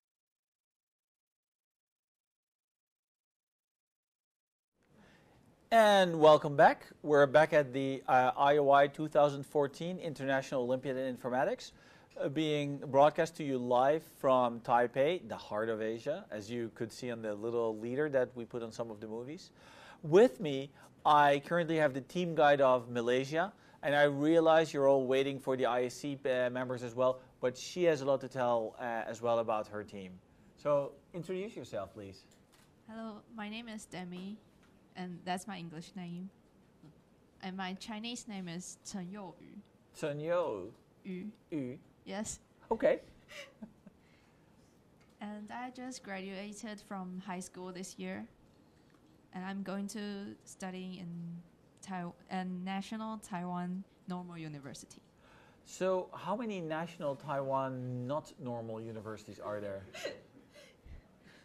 I think the normal means that is before people study, after they study in normal schools, they become teachers. Okay. Yeah. Okay, I was just wondering because I was like, it's a normal university. I'm like, wonder what's going on there. So you are the team guide for the Malaysian team. Yes. Do you like the Malaysian team? Yes, they are really friendly. Yeah? Yes. And are they all boys or girls as well? They are all boys. They're all boys. Yes. Do you know their names? Yes. And they speak Chinese as well, don't they? Yes, most of them speak Chinese. And do they speak the same Chinese that you speak? Can you communicate well with them? Yes. It's a little bit different, but I can understand. We can communicate. You can communicate in Chinese? Yes. But do you also speak English with them, or do you just try to do everything in Chinese? Sometimes I'll speak English because one of the contestants is not really good at Chinese. Ah. Yes. Okay. Well, that's interesting to know. So, when you are hanging out with your students, are they mingling with the other students yet, or are they still very focused and nervous about the contest? I think they are a little bit nervous. Yeah. But this morning they speak to other countries' students. Okay. Yes. What time did they have to get up this morning? About 6:30. Wow. In the morning. Yes. The contest starts at 9 and they had to be up at 6:30? Yes. Wow. What time were they here at the building? You mean they arrived here? Taiwan? No, what time did they arrive at the contest site this morning? About 8 o'clock. So they were here an hour before the contest? Yes. Well, that's good. So they could very calmly go into the contest hall? Yes. No problem whatsoever then. Are you helping out while they're in the contest hall? Are you helping out as well? No, I stay out. You're just relaxing now? Yes. Okay, and there are other guides and other volunteers helping out in the contest hall? Yes. Okay. Well, that's perfect. So, so you told me a little bit about your team. Are you mingling? Are you mingling with the team guides for other teams? Not really, but I will try. You will try as well. Yes. Okay. Well, thank you very much for coming on the show. And I have great news because I see ISC members walking into this room, and I hope that means that they're actually going to come forward. So, if you walk around the table, then we're going to switch around. Do a little switch. Thank you very much. Thank you.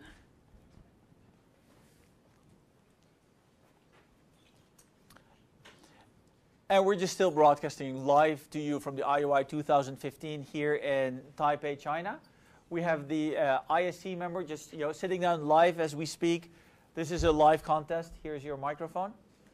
And so this is all very exciting to finally have you here. And we just saw, well, let's introduce yourself first. So my name is Kuba. I'm an ISC member from Poland. From Poland. Dzień dobry. Dzień dobry. Dzień dobry. That's my only Polish. We just saw that Neil Wu from the USA already scored 300 points. Yeah, that's really amazing. I mean, we haven't expected that, to be honest. No? No.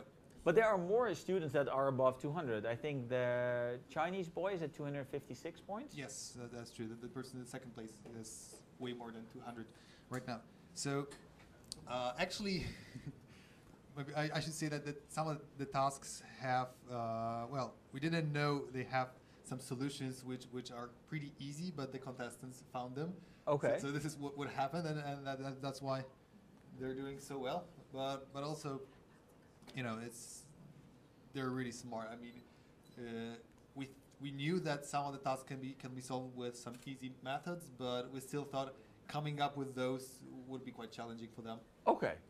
Well, the tasks themselves have not yet been posted officially online. Right. So I think this is the point where everybody will be turning up the volume because we're going to be talking about the task, right? Right. And you have task wall in front of you. Is that the task you will discuss? Well, I can... Or you would do all three tasks? Yeah, I can do all three. So why don't we discuss first the three tasks, and then we'll take a little break, and then we'll talk about the solutions and the algorithms for them. Okay. And you want to start with the task wall? That's fine. Okay, so the task wall. Tell us a little bit about the wall. So it's about Jian Jia. This is the guy who is appearing in many of the stories here in Taiwan. Mm-hmm. And he's building a wall consisting of n columns. Mm-hmm. They're just n columns standing next to each other. And every column may have a different height. And the height of the column is just the number of bricks in it. Okay, so I have a wall, and the wall is just many piles of bricks next to each other. You call them columns of bricks. Every column has a certain height, and the height is just how many bricks are stacked on top of each other. Right. Perfect. Okay, so he's building this wall. Right. And how does he build it? So there are two methods of for him to change it. Mm-hmm. So basically, one way is that he selects a range of columns. So some columns starting from X to Y, some range from X to Y, and then some height H. Mm-hmm. And for every column which is lower than H, he's adding bricks so that the height of this column is exactly H. Okay. So it's like making everything up, building everything up to level H, except for the columns that are higher. They stay higher. Yeah, they stay higher. Okay. And there's also a reverse operation, so he can reduce the height of the columns within the range down to height H. Okay, so it's basically I have a wall of columns of bricks, and the columns are labeled from 0 to something. Yeah. And I'm going to pick a little section of that wall from X to Y, including Y. And I'm going to say, okay, raise everything in that section to at least level H. Well, exactly to level H. To exactly level H. Except for the columns that are and if it's higher. already higher, just keep it there. But if it's below level H, you raise it. Or the other way around. You know, if it's above level H, we take bricks away until it's at level H. But if it was already below, you know, just don't change it. Right. And so this sounds like a problem where you will just give many instructions, and then you would just want to know what the end result looks like. Yeah, exactly. So and obviously doing it some way is easy. I mean, you can just simulate what he's doing, but of course the hard part here is to make it run really fast. So if you would do the trivial thing and you just simulate what is happening, how many points would you score? That's the first subtask. Let's see. That's 8 points. 8 points out of 100. Yeah. So you don't really score that many points for that. No, you don't. And that explains why that one kid had 8 points on wall, because down in the pack there was a student that had solved 3 tasks and only 8 points on wall. Right. So that student probably said, okay, let's just scrape in the points, easy solution, and then we'll see what happens. Yeah, exactly. Okay, well that's wall. Let's move on to which one do you have next? Game. It's game, right. This is a funny one. It's quite complicated to get it right, and we had some serious discussions yesterday in order to make the task statement clear. But I think what we have now is you know. So game understandable. Is right. So game is the task where we're basically playing a 2-player game. Right. And I am in my mind building a network of flight connections between cities. Yeah, I mean, this concept of building a network in your mind, I think this is something that you really need to get to understand that. Right. So but there's no fixed network. Yeah. So basically, what's going on is I have a list of cities. Yep. And you ask me, are 2 cities connected? Well, so I'm asking you, is there a direct flight between these 2 cities? This is a question I'm going to ask you, right? And I will answer you yes or no. Yes. So either there is a flight or there is not. Mm-hmm. And my goal. Yeah. So I'm interested in discovering whether it's possible to fly from any city to any other city. Uh-huh. So I'd like to know whether for any 2 cities it's possible to go from one to the other one. Okay. And in order to discover that, I'm asking you questions. Okay. And my goal is to discover this as fast as possible. Your goal is to give answers which so that I'm not sure which is the case. I'm not sure. Is it possible to travel between any two cities until I get your last answer? So and when you look at this and compare this to previous IOIs, at previous IOIs usually the contestants program had to ask questions and the grader would give answers to make it as hard as possible to find the answer. And here it's actually the other way around. Right. It's the grader that's asking the questions and the student program has to give answers that make it as hard as possible to figure out the answer. Yeah, that's true. And the only goal is to figure out whether the entire network is connected or not connected. Right. That's the only thing the only thing to it. It's a hard problem. Mm-hmm. Well, yeah, so this is just this one thing, but actually it's not easy to do that. Right. So that is the task game, and it's a little hard because we don't have the official task statements up online.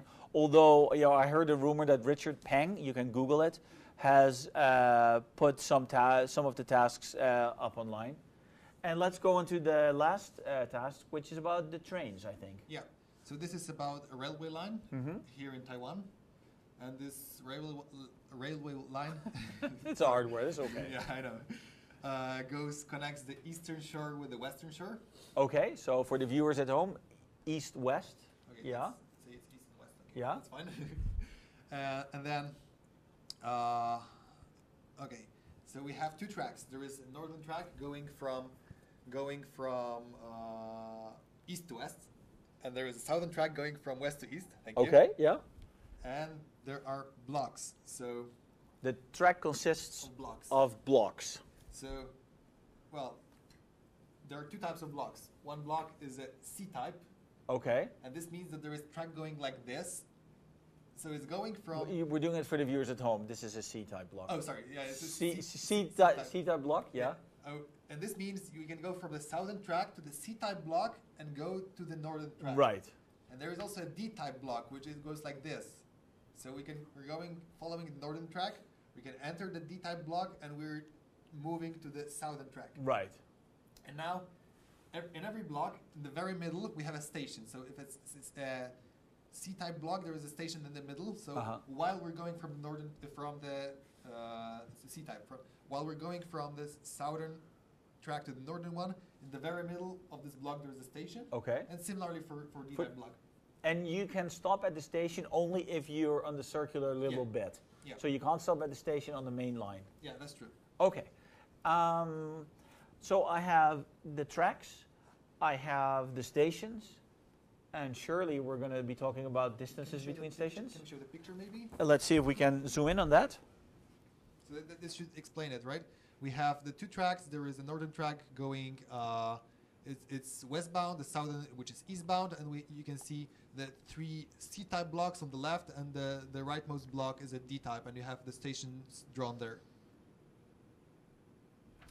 Okay, so we have the stations, we have the blocks. The blocks are connected by connectors. Yeah, I mean, this is another concept. I think we should start with saying what we're actually going to ask about. Okay, right? What are we going to ask about? So the thing is that this network exists, but we don't know what it looks like. So okay. So this task is about a computer who had this data, but it lost it. And we need to recreate this data using some questions. We have to figure out where the C-type blocks are and where the D-type blocks are. Okay. So we only know where station 0 is. So for one block, we know its type. And its location. And its location, right? Okay. And then what we can ask about is what is the shortest distance for traveling between two stations? So okay. If I'm in one station, I'm inside, of course, either a C or a D-type block, and I can use the rail to travel to any other station, right? So the network is such that you can always do that. So that's guaranteed. Yes, that's guaranteed. And of course, the stations have different locations, so the distances may vary between many stations, and I can discover those. This is the only. And by asking questions, what is the distance between stations X and Y? I need to figure out where its station is located. Okay. So, like, I can ask, what is the distance between station X and Y? And then I need to figure out, by asking questions like that, where is station with this given number, right? Okay. and what is its block type. So is it on a C-type block or on a D-type block? Okay. And also, to make things even harder, the number of questions you may ask is limited. So you can't ask about every period. Okay. And how do you limit it? The limit is... Or is that part of the subtasks? Yeah. So, well, in the first two subtasks, it's unlimited. But then for the third subtask, it's you can ask about every per once. And then for subtask 4, you can ask 3 n minus 3 questions if you have n stations. Okay. And that just makes it harder. And are those the theoretical limits to what you would need? I think you can go a little bit below 3n minus 3, like maybe do something like 2n. I'm not sure though. Okay. Well, I'm sure we don't have a proof it's optimal. Okay, well that's fair enough. Fair enough.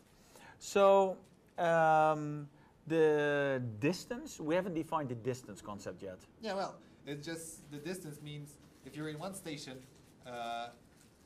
you want to get to another station, so it's the shortest distance you need to cover. You need to go in order to go from one place to another. And in the task, it said that as we're going, that the length of the path that we're following increases by 1 every time we go from one block to an adjacent one. Okay, whenever you go from a block to another block, then we just increase the distance by 1. So it's like how many traffic lights you pass or something. Yeah. Okay. Yeah, you can think of that at the boundary of every 2 blocks there is a signal, and you want to count the signals that you're passing. Right, that makes sense. And so we have, I'm just going to show the little map again on the screen. Okay. Because those boundaries, the signals, whatever, are gray rectangles. Yeah. So let's just show that to the people here. So you will see the C blocks, the D blocks. You see how the blocks are numbered. The stations are numbered as well. So those are the locations of the blocks. And you will see the little gray rectangles where the blocks are connected. And those indicate basically distance. Okay, so that's great. So we now have 3 tasks. Right. Which task was the easiest task? That's really hard to say, but looking at the results, it was either wall or game. Do you want to start with discussing the solution to wall or the solution to game? Let's start with wall. Wall, okay. So with wall, there are 2 possible approaches. Mm-hmm. I think we should just focus on the simplest one.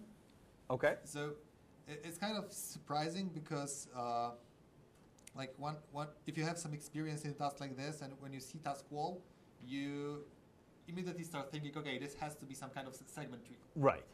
But then you run into trouble, and there are 2 possible outcomes. Either you say, okay, it's not going to work with segment tree, you discard this idea and you start thinking of something more difficult, or you try to fix the problems that you encounter, and then you can eventually get it. Okay. And what happens, the interesting part is that lots of people who are very experienced do not find the simple solution that's possible here because they think these problems you have are not solvable. Okay. So basically the problem you have is that normally if you have some sequence of numbers like the column heights, and you're applying some operations like those building operations, you want them to be commutative so that you can swap the order of operations and still get the same result. Right. But this is not the case here, right? Right. And that's why it's not working this way. But okay, so we'll go a bit technical now. So what you have to do with the wall is to again build a segment tree. Okay. And in every node of the segment tree, you remember something like what is the minimum lowering operation that you have applied to all nodes below this one? Okay. And what is the maximum, increasing operation that you have applied to the nodes below, right? Okay. Now, if this minimum is below the maximum, all things work fine. This just means that everything above is brought down to this level, and everything below is brought down to this level. Right. The problem is what happens if after that you get an increasing operation which is above the lowering one. Okay. But what you have to do then is to say, okay, then this increasing operation just overrides everything that was before. Okay. So now everything at this interval is set to this level. Okay. And then if you do that, then for every node you have just two numbers, which increase the minimum and the maximum. And you have the rule that the later operation overrides an earlier one. Okay. So after you, so we'll be just adding those consecutive operations to the tree. Yeah. Using this method, and in the end, we can determine the height of a column by just following the path from this column to the root of the segment tree and combining the operations we encounter. Right, that makes sense. Okay. And this gives n log n. And that's what you want. Well, yeah, that's a perfectly fine solution. Okay. And is there another solution? Yeah, there is one which is just taking a totally different approach.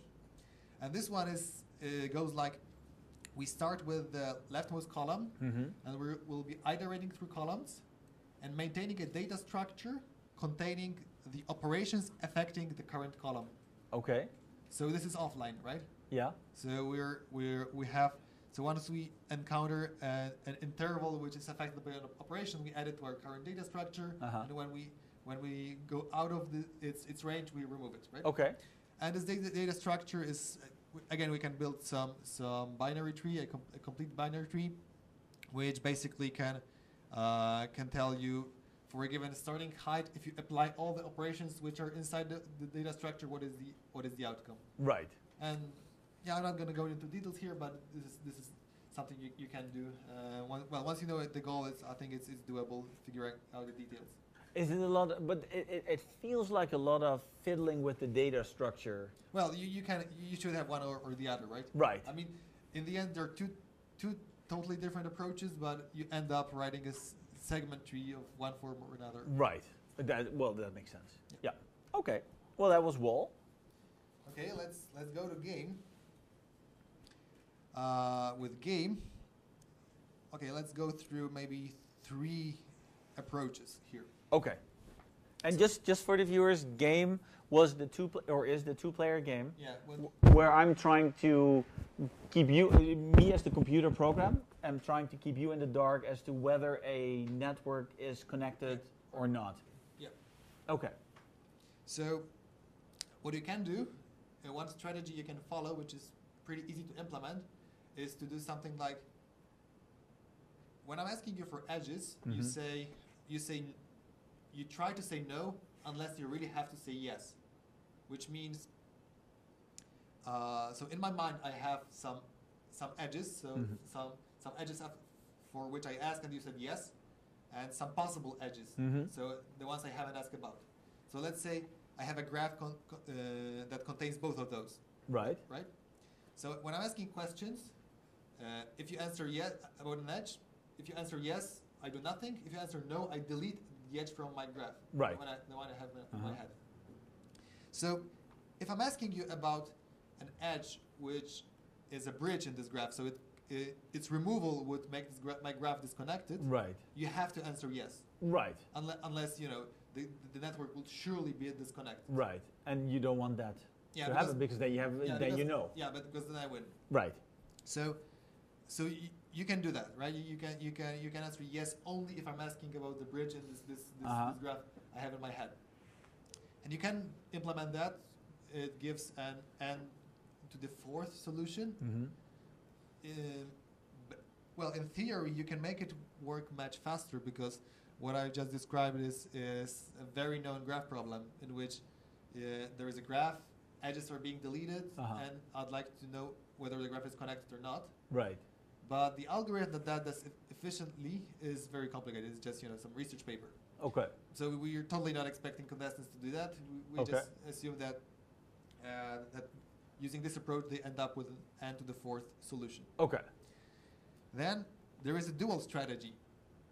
So you can, instead of saying I'll answer yes only if I have to, you can say I'll answer no only if I have to.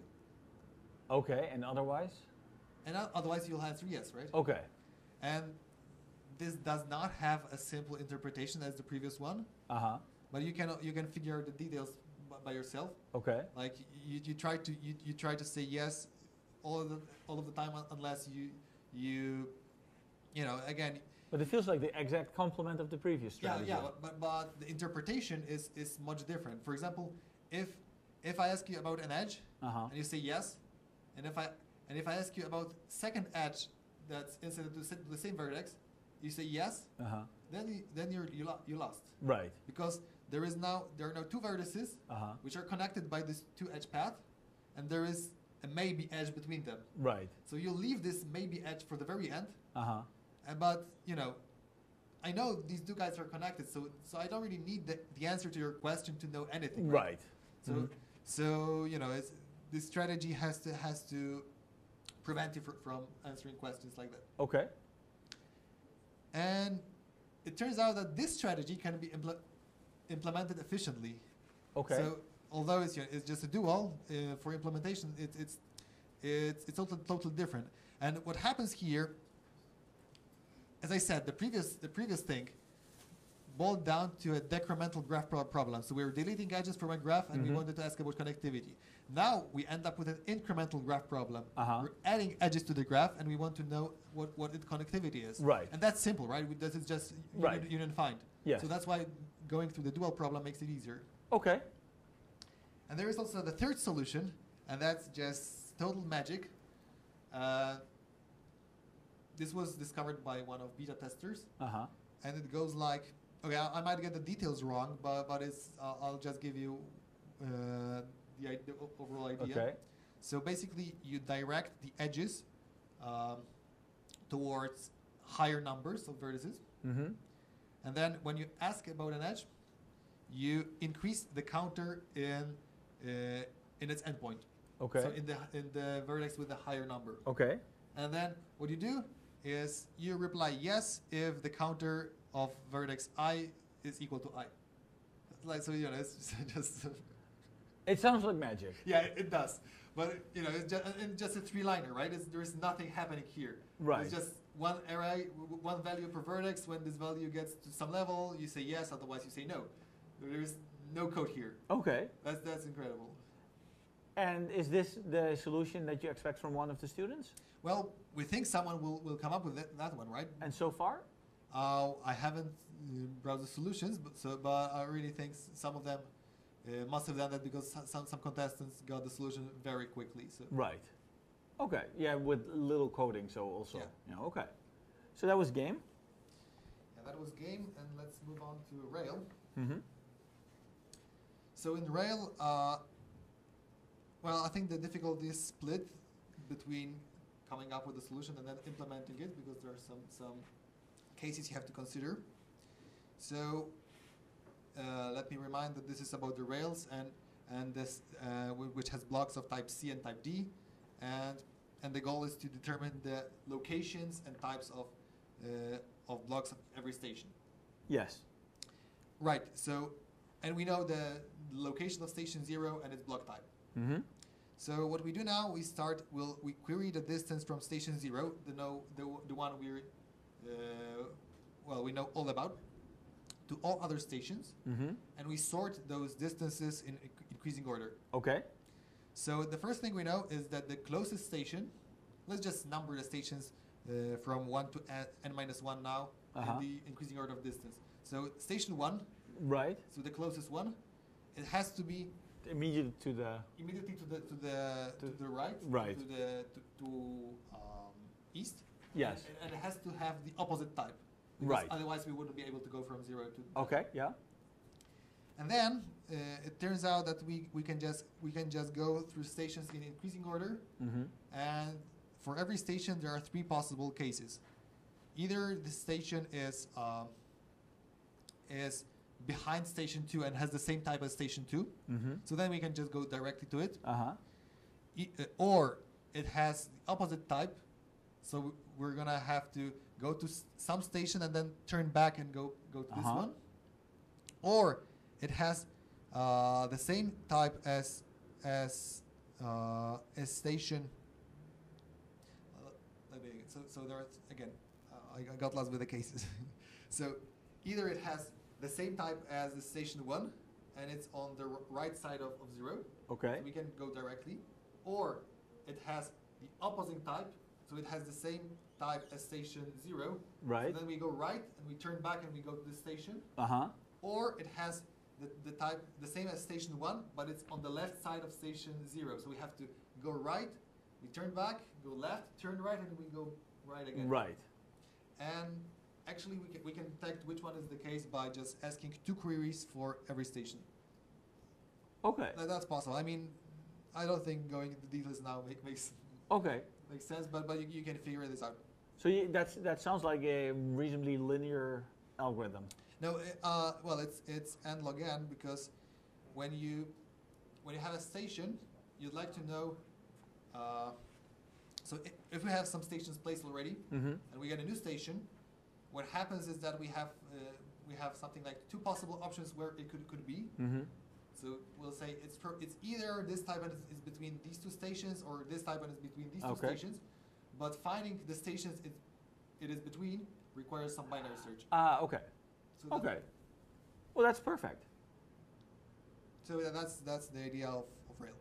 And so those are the 3 tasks that we've now looked at. Thank you. Thank you. Would you be willing to come back in, say, an hour and a half, and we'll just talk some more about the tasks, because we'll have more viewers tuning in then, and then we'll just talk a bit more about it. And we'll also, maybe you can look into some of the solutions from the contests and tell us then what people have actually tried. Okay, most definitely. Yeah? Well, thank you very much. Thank you. So this is still the IOI. I get a thumbs up. People like this. That's always good to hear. So we got a thumbs up from the viewers.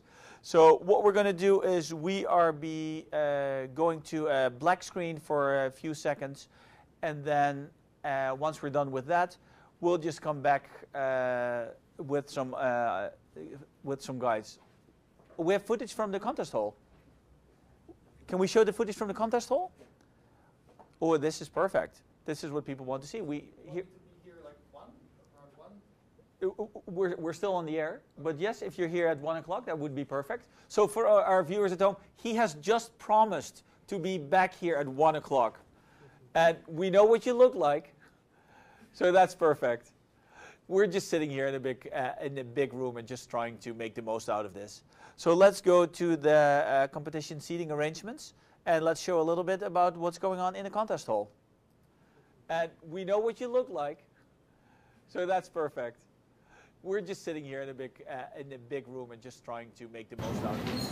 So let's go to the competition seating arrangements, and let's show a little bit about what's going on in the contest hall. And we know what you look like, so that's perfect. We're just sitting here. So let's go to the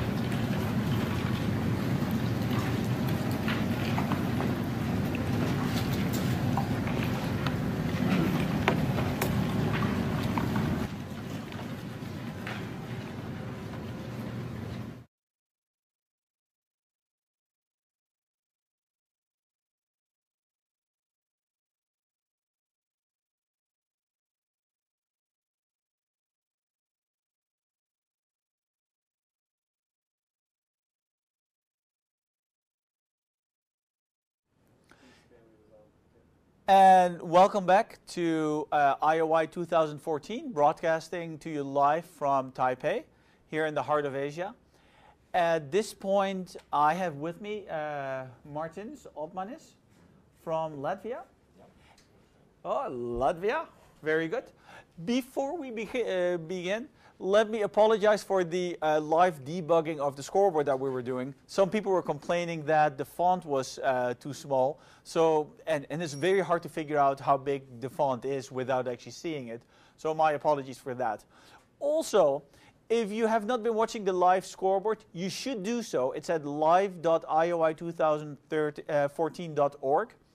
And you can see that there are now 2 people in the lead that have both scored a perfect score on day 1. It's Scott Wu from the USA, and I could only recognize the logo from China. Honghua Dong from China. So 2 contestants have scored 300 points so far. Right now, let's talk a little bit to Martins about the statistics of all the different IOIs, because that's what you're interested in. Yes. Hold the microphone a little close to your mouth. Okay. So, it's on. On? Oh, okay. First, I would like to thank for this TV broadcast. I think it's a very nice idea. And I'm here to advertise in some sense statistics of IOI, which is not exactly my idea, but the idea of one of our former contestants, Eduard Kalinichenko. He's 4-time contestant, having, I suppose, full set of IOI medals, including gold. And a few years ago, he came with idea to collect statistics about IOI participants, team leaders, guests, administrative staff, because till now we have only complete lists of medalists, but not of all participants, and situation was even worse with leaders and deputy leaders and IC members, ISC members. So it was quite hard work to make this, and at the moment we are, let's say, at some halfway. There is still a lot to do with this, and I was doing more in, let's say, filling in data, but all technical things like database creation and updating and so on, it's up to Edwards. So it's a small introduction. Yeah, that's a small introduction. So how much data do you have? Roughly, I think that we have about 5,000 persons in database, and I would say that there are very interesting people in this community for years, and I feel this when I fill in this data. For example, you are from Netherlands. Yes. So you must know lady Fieke Dekkers. Fieke Dekkers. Yeah. She is from the Netherlands, but she's also been from the United Kingdom. Yes, here. and this is also very interesting part when this country changes. As you, I suppose everybody knows that IOI started in 1989, and at the end of last century there were very big political changes, and we can see this also in the statistics when old countries disappear, like Soviet Union, Czechoslovakia, Yugoslavia, and new countries appear in the lists. And for example, the very interesting person, Vladimir Kiryukhin, who is, I'm sure, only one who participated in all IOIs. First 3 years was leader of Soviet Union team, and all other years was either IC member or leader of Russia team.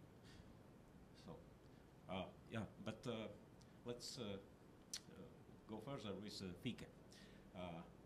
she's very interesting person because she is, as a female contestant, participating in 4 IOIs, which is also very important result. But then she has very different positions in various years. She was deputy leader.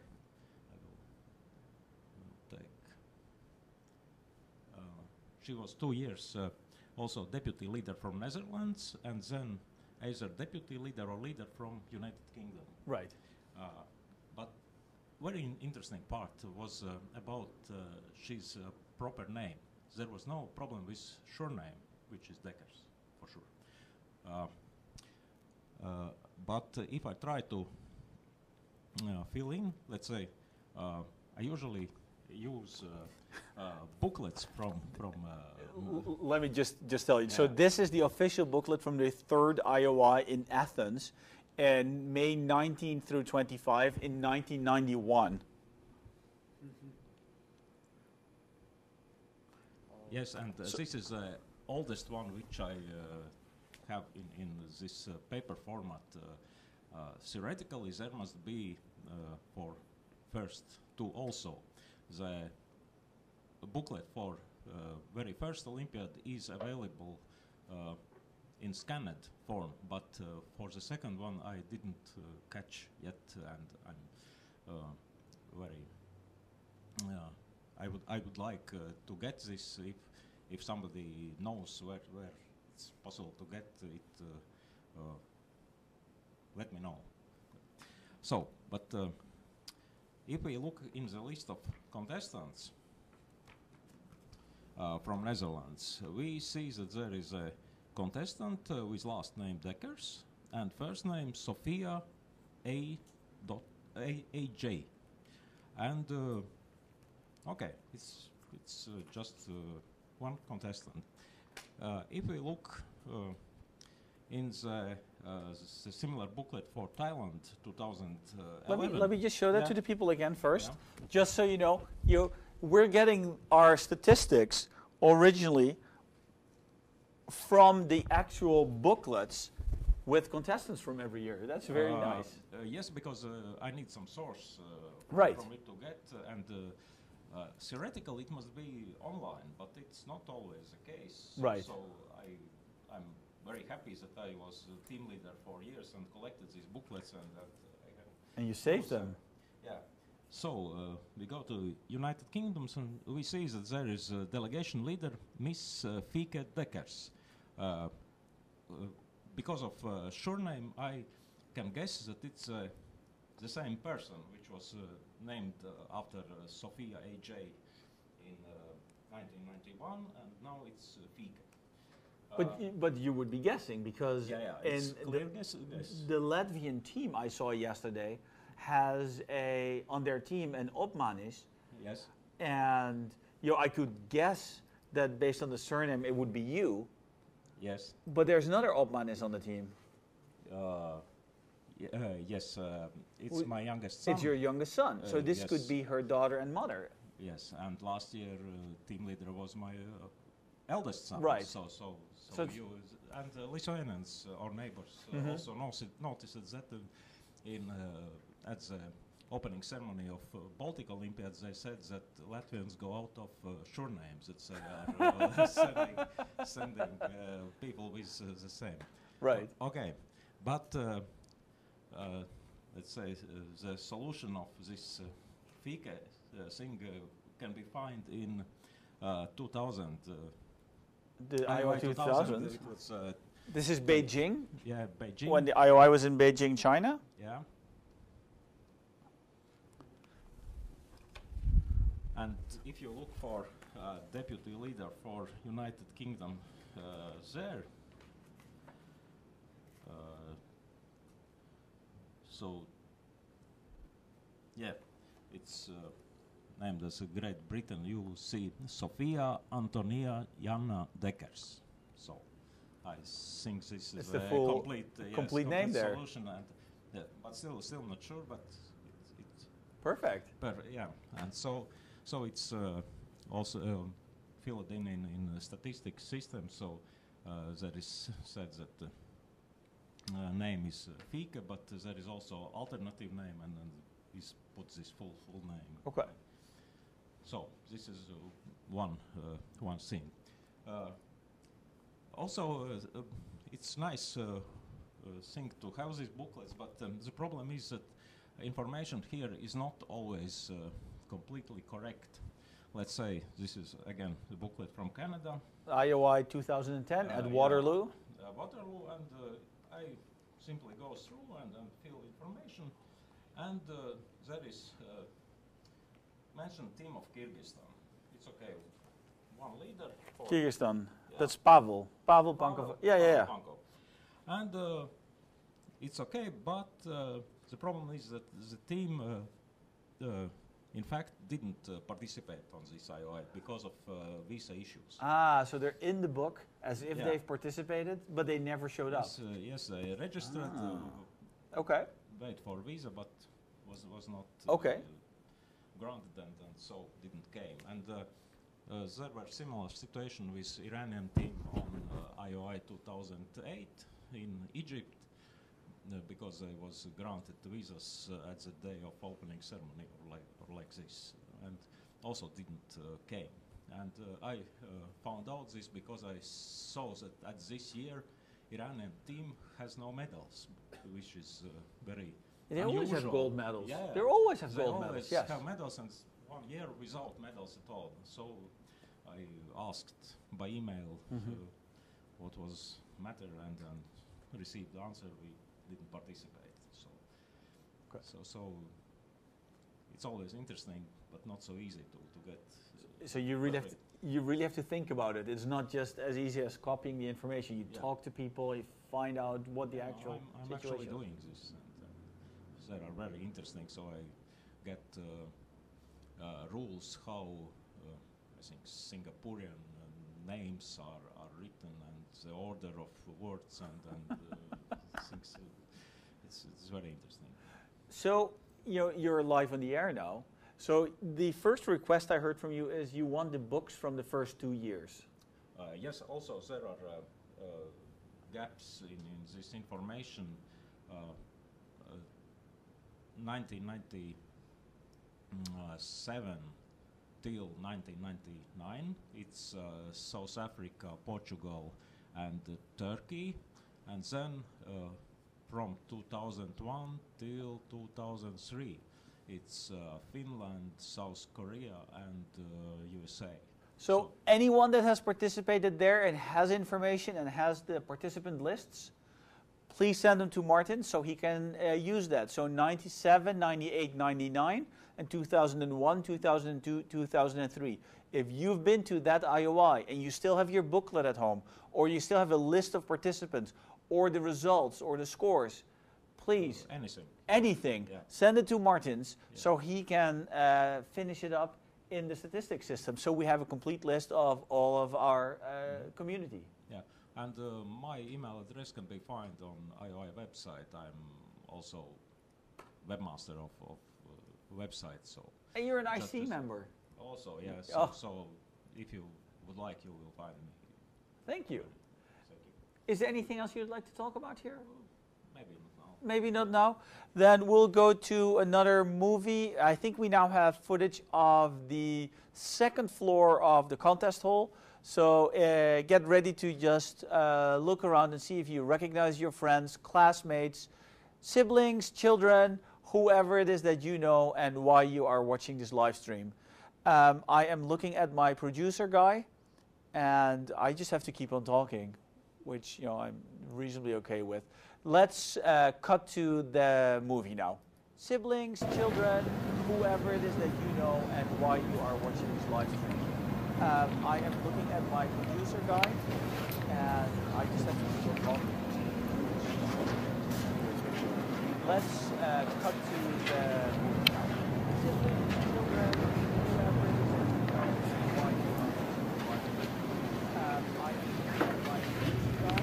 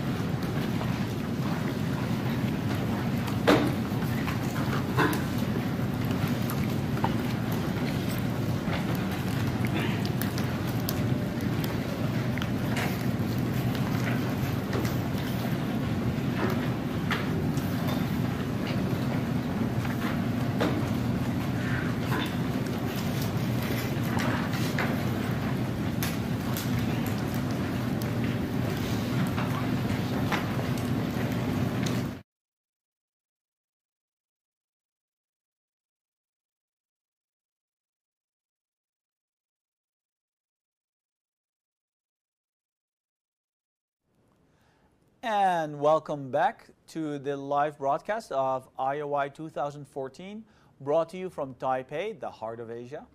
I love saying that little thing. We've been going on for 3 hours now. How long has it been?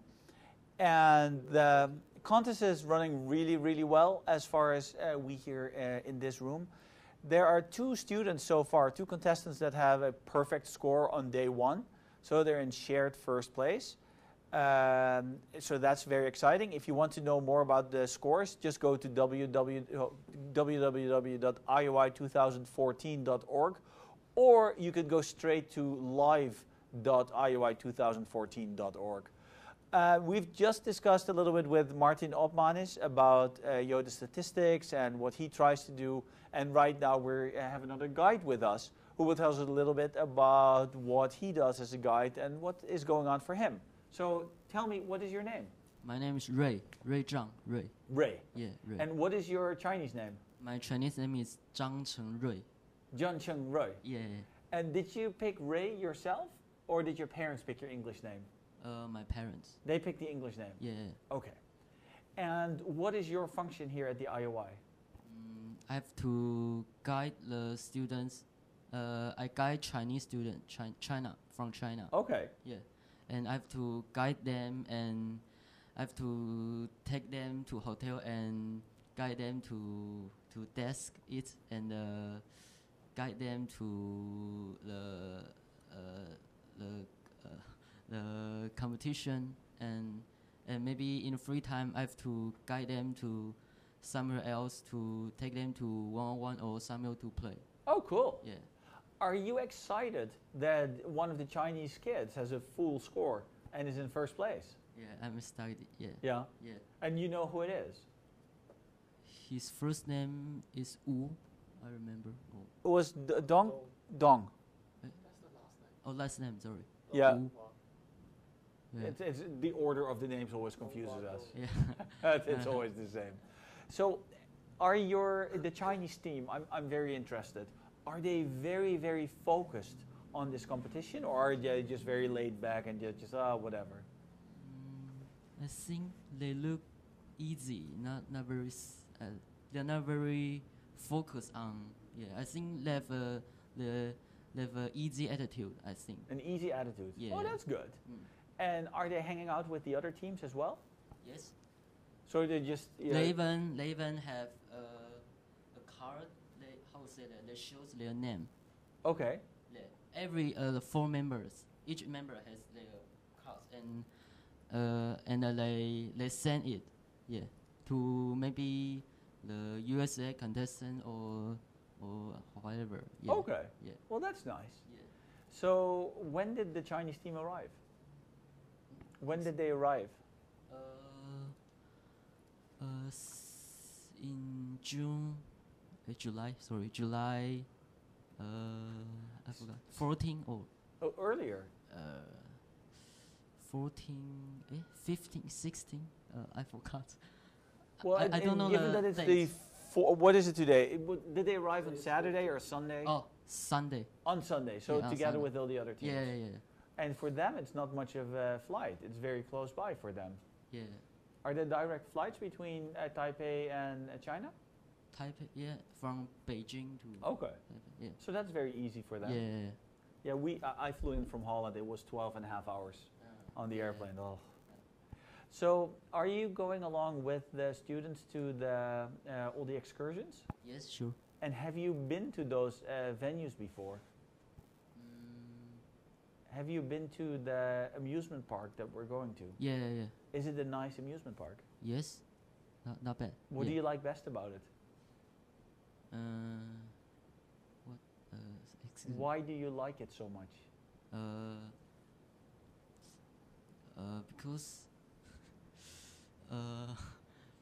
Because they look so well. It's a hard question. I'm sorry. Yeah. Okay. Well, thank you very much for coming on the show for a little bit. We're just going to go to a little movie now from one of the sponsors, I think. And after that, we will be back with more live footage from the contest halls and we'll have more people on here that we will be talking with. It's a little hard right now to find the people from the host technical committee because they're very hard at work right now. And we would like to discuss a little bit the translation system and the technical setup just to show the people at home how much effort goes into hosting one of those IOIs. It's not just, you show up and boom, it's all there. You have to have a venue, hotels, guides, buses, excursions, computers, printers, we were told last night, are a major issue. It takes a lot of time setting up all the contestant computers for printing. The translation system, you need to have the questions, you have to keep everything a secret, you have to publish everything. There's so much going on, and we'd like to talk with different people and show you the different aspects of the IOI, just so you get a better feeling of it at home. So we are now going to the next movie, and we'll be back after that. Everything is secret. Welcome to IOI 2014. Coming to you from Taiwan, the heart of Asia. Just so you get a better feeling of it at home. So we are now going to the next movie, and we'll be back after that. Welcome to IOI 2014. Coming to you from Taiwan, the heart of Asia. Here with us today is Chunghwa Telecom's president, Mr. Si Mu-biao. Welcome to Taiwan. For our international guest, who is Chunghwa Telecom and what service do you provide? Chunghwa Telecom is the leading and the largest telecom operator in Taiwan. We provide the fixed line, domestic fixed line, mobile, international, and other ICT services.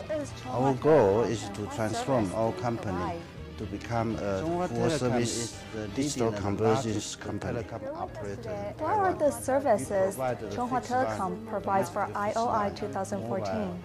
In order to create the best competition environment, Chunghwa Telecom provides the fiber and the mobile networks to enable the coaches and the students to communicate with the best quality network. What role does Chunghwa Telecom play in bridging the digital divide in Taiwan?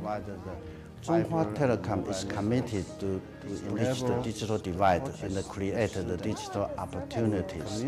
Over the years, Chunghwa Telecom has applied a variety of solutions to bridge different aspects of the digital divide, including the universal services to support the access of ICT in the remote areas. Can you tell us how Chunghwa Telecom plans to develop the digital convergence service in the future? In short, Chunghwa Telecom will be transformed into a full digital convergence service provider. Chunghwa Telecom is the leading operator in Taiwan. We will continue to build out our high-speed infrastructure to provide the mobile and fixed line seamless services. We plan to offer 300 megabits per second fiber to the home services and 4G LTE mobile services. We will continue to which will facilitate the innovative digital convergence value-added services to individuals, households, and the enterprise market. Thank you again for sponsoring IOI 2014 in Taiwan. Your welcome is our pleasure. Enjoy your stay in Taiwan and our service. Thank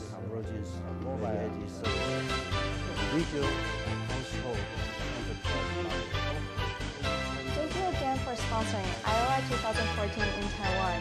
Your welcome is our pleasure. Enjoy your stay in Taiwan and our service. Chunghwa Telecom. Thank you again for sponsoring IOI.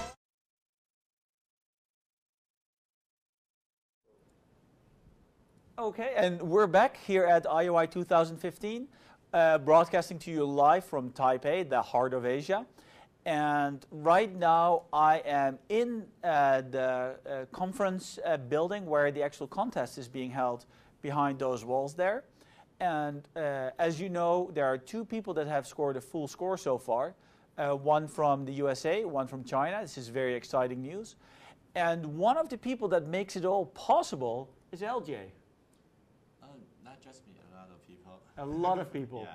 You look very excited and very much awake.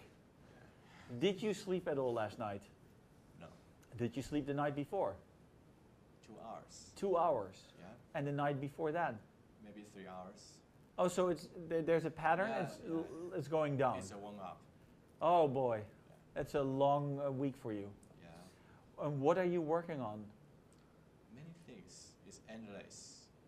From even from the poster of the scene map, I want to make everyone exciting about the context. So I want to make it very beautiful, and like the how to align computers in the venue. You don't believe we align the computer like the military way. I mean, to do everything. We saw the little, there was a little movie that we just showed earlier. Now, we'll show that again after this. The little movie where the contest hall is being set up. Yeah, so we have the very standard procedure to do everything. Yeah, and to make it possible, we need to do a lot of planning beforehand. So it really takes time. And yeah, I mean, it's very tired, but actually, honestly, I also enjoy it because I work with a group of people and we have the same objective, and we are happy with that, and we hope everything will go smoothly without any problem. Well, I mean, so far it's going pretty well, right? Yeah. The practice session went very well. The actual contest is going well. Translating last night went without problems. A little bit problem, but I mean, it's good. It's okay. There are always some problems. Yeah, but we always want to be perfect. Well, that's good. Yeah. So when you say you plan everything beforehand, I know that when the IOI was in Canada, they planned even the length of all the network cables they needed in the contest hall. Did you do? Is that the level of detail that you're planning things? No. Actually, I said I have a group of good people. So we really did divide and conquer. Okay. So I'm aware of everything, but I don't go to the detail. But I think it's very important to consider the interface between different groups so they can work more efficiently. And that's not easy. Yeah, and that's also very important because if you don't think ahead, then there will be some trouble. Then the group will, they will not work in a very good right. Yeah. And are you the only one in your group that hasn't slept, or are there more people? More people. Oh boy. Yeah. So they're all doing everything to make the contestants happy. Yeah, we have about 15 people last night. Wow. And what do you do all through the night? Just collect the translation, print it out, and put into the envelope and sort them. And this year we also implement a new translation protocol. So we have 3 phases. The first phase we collect the PDF. The second phase we do proofreading.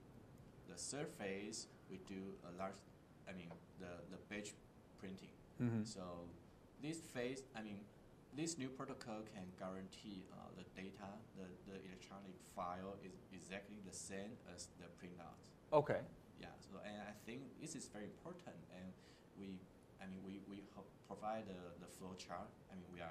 We've seen the we've seen the flow charts. We got many flow charts. We really want to make it a standard, so the following IOI can follow and make it even better, and we can make the whole society better.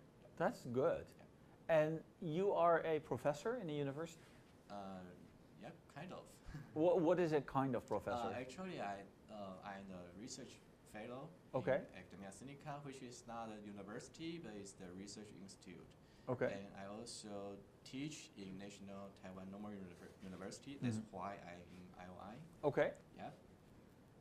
And so did you bring in a lot of your students or other researchers? Yeah, that's why we always work very hard, because they are my students. They cannot say no. Oh, I've heard that before. There's another professor sitting here in the room, and whenever we want to get something, he's like, oh yeah, I have students. Let's bring out the students. There's plenty of them. But it's so nice. We feel so welcome. We're as guests here at the IOI. I think all the leaders, they feel very, very welcome. And my contestants from the Netherlands, I know that they're very, very happy. They dressed up in a suit yesterday for the practice session. That was a mistake, but but they did. Okay. Well, so thank you very much for coming on the show. Thank you. And I hope you can get some sleep sometime this week. I hope so. Yeah. Yeah. Well, that's great. And let's just go to the movie of the setting up of the contest hall. I mean, we've shown it before, but this is a nice thing to see the military operation of setting everything up. And I hope you can get some sleep sometime this week. I hope so. Yeah. Well, that's great. And let's just go to the movie of the setting up of the contest hall. I mean, we've shown it before, but this is a nice thing to see the military operation of setting everything up. And I hope you can get some sleep sometime this week. I hope so. Yeah. Well, that's great. And let's just go to the movie of the setting up of the contest hall. I mean, we've shown it before, but this is a nice thing to see the military operation of setting everything up. And I hope you can get some sleep sometime this week. I hope so. Yeah. Well, that's great. And let's just go to the movie of the setting up of the contest hall. I mean, we've shown it before, but this is a nice thing to see the military operation of setting everything up. And I hope you can get some sleep sometime this week. Yeah. Well, that's great. And let's just go to the movie of the setting up of the contest hall. I mean, we've shown it before, but this is a nice thing to see the military operation of setting everything up. And I hope you can get some sleep sometime this week. Yeah. Well, that's great. And let's just go to the movie of the setting up of the contest hall. I mean, we've shown it before, but this is a nice thing to see the military operation of setting everything up.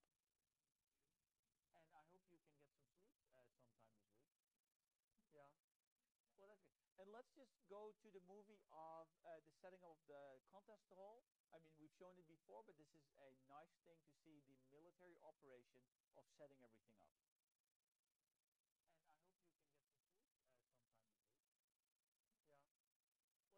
And let's just go to the movie of the setting up of the contest hall.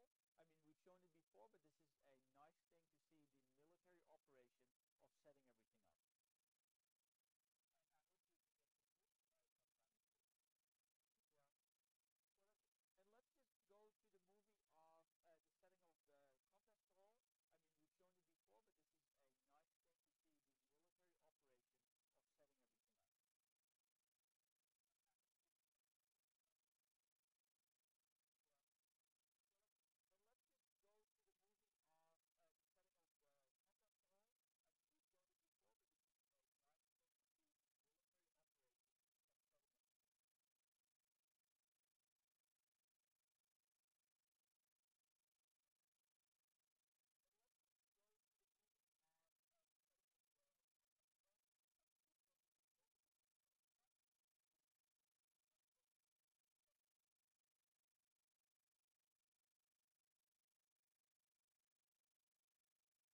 And let's just go to the movie of the setting up of the contest hall. I mean, we've shown it before, but this is a nice thing to see the military operation of setting everything up.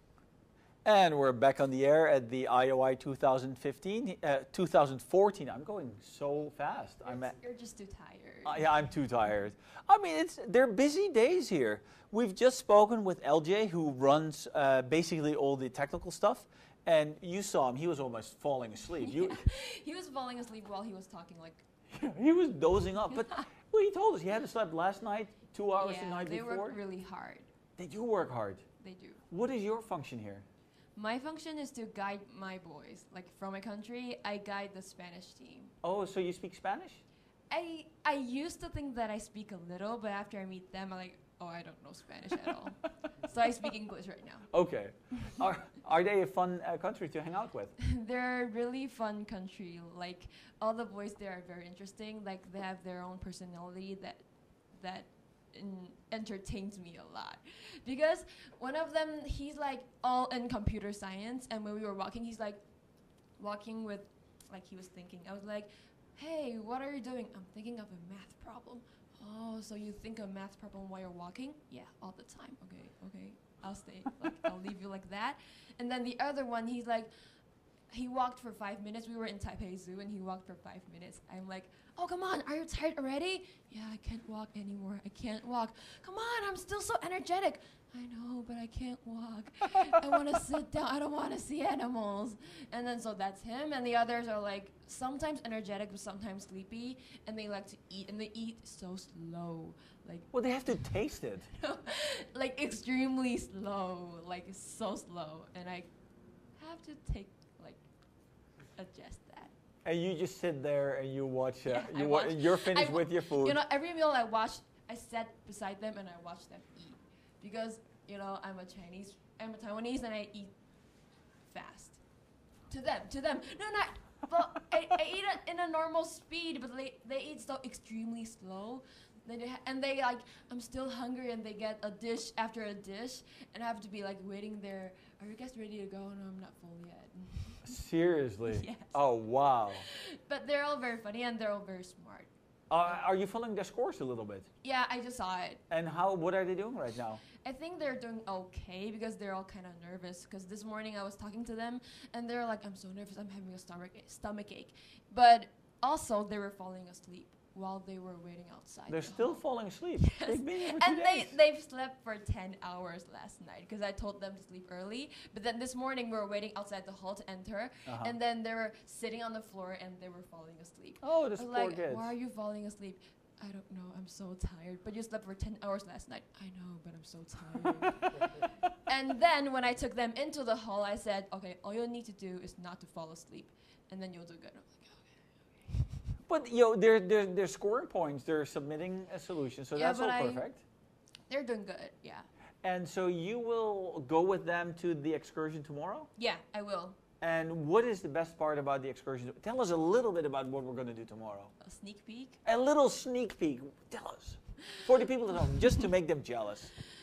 Okay, well, there's, you know, Chinese culture is very interesting, and the place we're going tomorrow has a lot in it, and they can actually do some DIY. Okay. To make some, you know, handicrafts. And what handicrafts are they going to be making? I cannot tell you. Oh, come on. Because they can only choose 2, like out of 10, I don't know. But they're like, okay, they're kind of like little, maybe, okay, I cannot tell you. Are they going to be making pottery? No, they're not. But they're going to be like making sort of like little necklaces and with Chinese little materials. Okay, well Yeah. that's cute. That's very cute and it's very fun. And there's also delicious food to eat. Food is always good. Food is always good and they like to eat, so. Okay, so a little bit more about you. So how did you get involved with the IOI? Well, actually did not know that there's this activity, but I had this bunch of friends that knew that there was this activity, IOI volunteer, and they was like, hey Lisa, you want to join? Oh, so I can like babysit foreigners? They're like, yeah, you can babysit foreigners. Okay, I'm in, I want to babysit foreigners. So then we interviewed, blah, blah, blah, and then here I am. So with your babysitting foreigners attitude, you got through all the interviews and they're like, oh, perfect, Lisa, bring her in. No. Give her the Spanish team. No, because I was like, I like to face people from different kind of countries and people with different kind of characteristics. Right. So I just find it a great chance for me. Do you think that you will, that you and the Spanish will interact with the other teams? They do. One of my boys, he wasn't with us through the entire trip in the zoo because he was like, hey, I'm Enrique, how are you? I am from Spain. Oh, I'm from Germany. And they're suddenly friends. And he's like, walk away from me.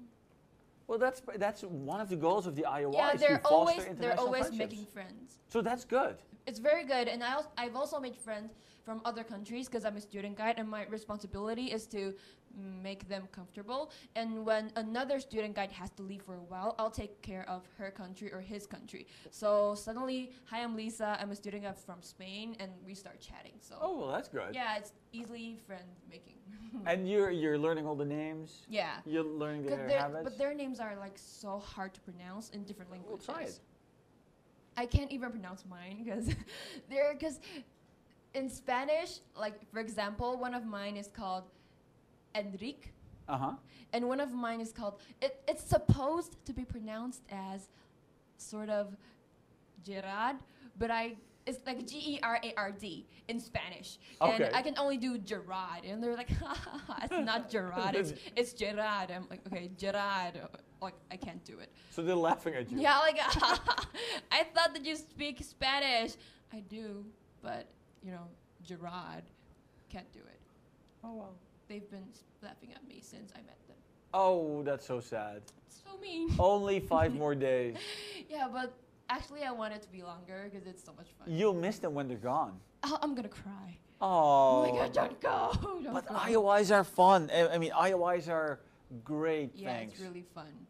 And actually, I actually am meeting like the smartest people in the world, right? Because they're all the great programmers in the future. And they're like, I'm babysitting them. I'm babysitting the best programmers in the world. I wouldn't call it babysitting, but yeah, they it's not are babysitting, the best. but I will like taking care of them. I want to make them comfortable like they're in home because they're leaving home for such a long time. Yeah. I don't want them to feel lonely or like sad or something. For many students, this is their first time Yeah, abroad leaving and definitely their first time so far Yeah. away from home.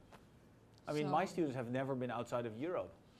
Really? Yeah, so a 12-hour flight for them. They're like, wow. Wow, and they really have to, like, it's very hard for them to adapt the weather in Taiwan because it's so hot and humid. Yeah, I didn't find it that hot. I mean, you were earlier complaining how cold it is. It is very cold in this room right now, but you're wearing, like, short sleeves, and I'm freezing to death. Because it's very, very hot in Taiwan, but you guys seems to be even hotter than me. Well, we come from cold countries. Yeah, so I'm feeling really, really cold right now, but you're warm, so Yeah. that's kind of awkward. That's okay, that's Yeah. okay. Well, I'll tell you what we're going to do. We're going to go to another little movie, and we'll put the scoreboard up for a little bit, just so the people at home can see the scoreboard. If you want to play with the scoreboard yourself, you can go in your web browser to live.ioi2014.org. There's a live scoreboard there, and it seems to be working really, really well. And it's great to have everybody watching and interacting. If you make any comments by the live feed, we are reading them, and we'll try to do what you want. At 1 o'clock, which is in about half an hour from now, 40 minutes. Half an hour from now is what my watchmaker tells me. In half an hour, we will have the ISC back online, and we will go through the tasks and through the algorithms to solve them.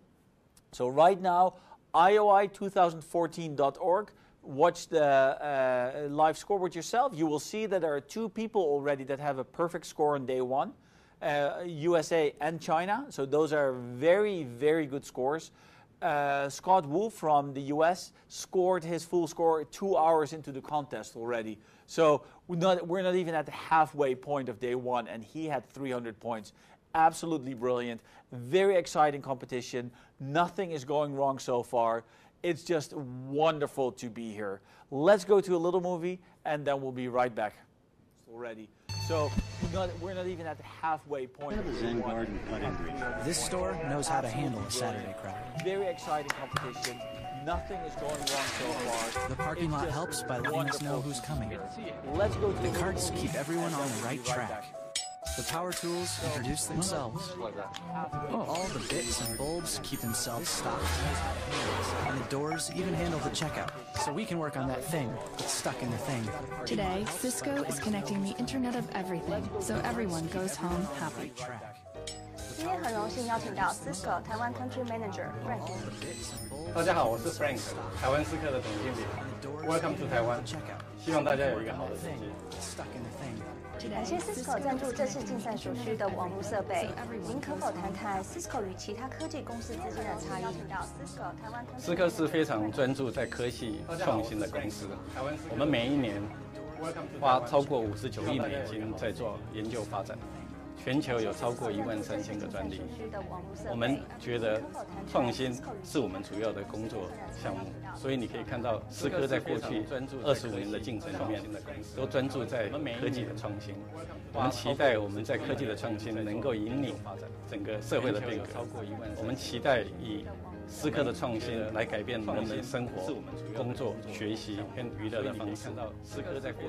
我们知道 Cisco 致力以先进科技开创网络未来，可不可以谈谈网际网络的前景与发展？社会的变革。OK， 我们思科在过去25年的发展里面呢，一直是网络的先驱。可以从最早期的 Connect Network 网络只在做连接、上网、发 email、上 browser， 到第二个阶段我们称为 Network Economy， 就是我们讲思科在过去25年的提供一些商业交易等等。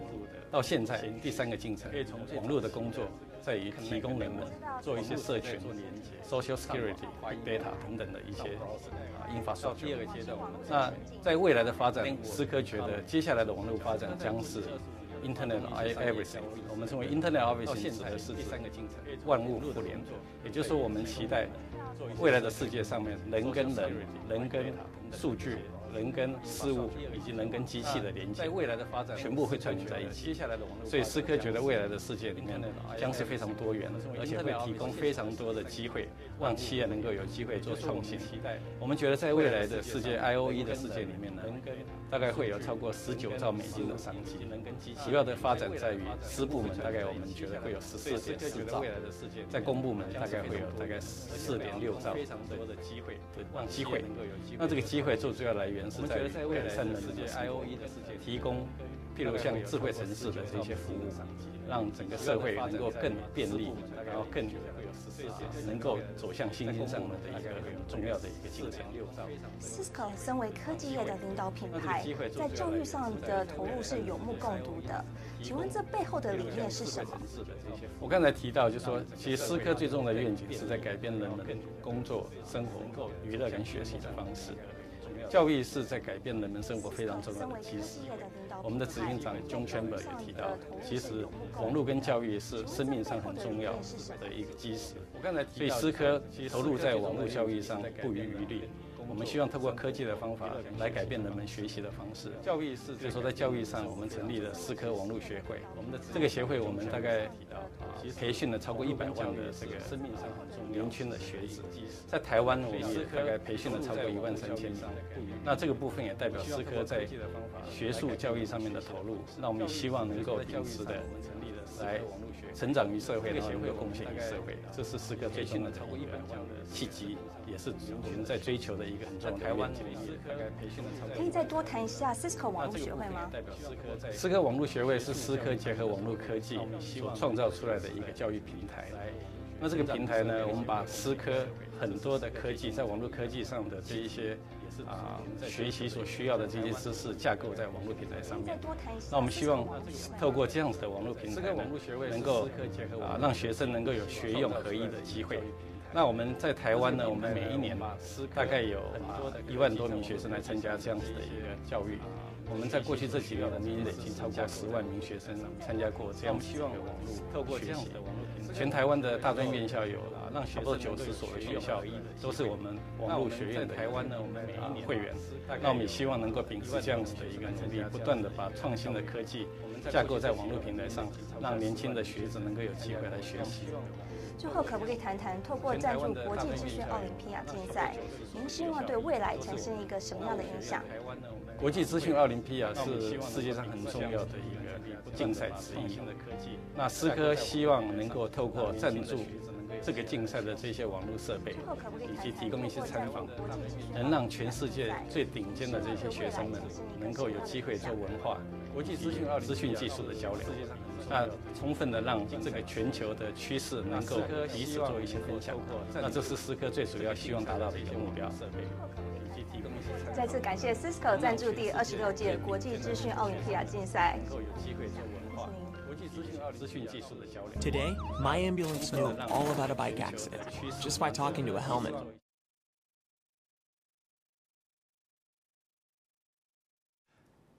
And welcome back at the live broadcast of IOI 2014 here in Taipei, the heart of Asia. I have with me right now a very special person. This is Dr. Greg Lee.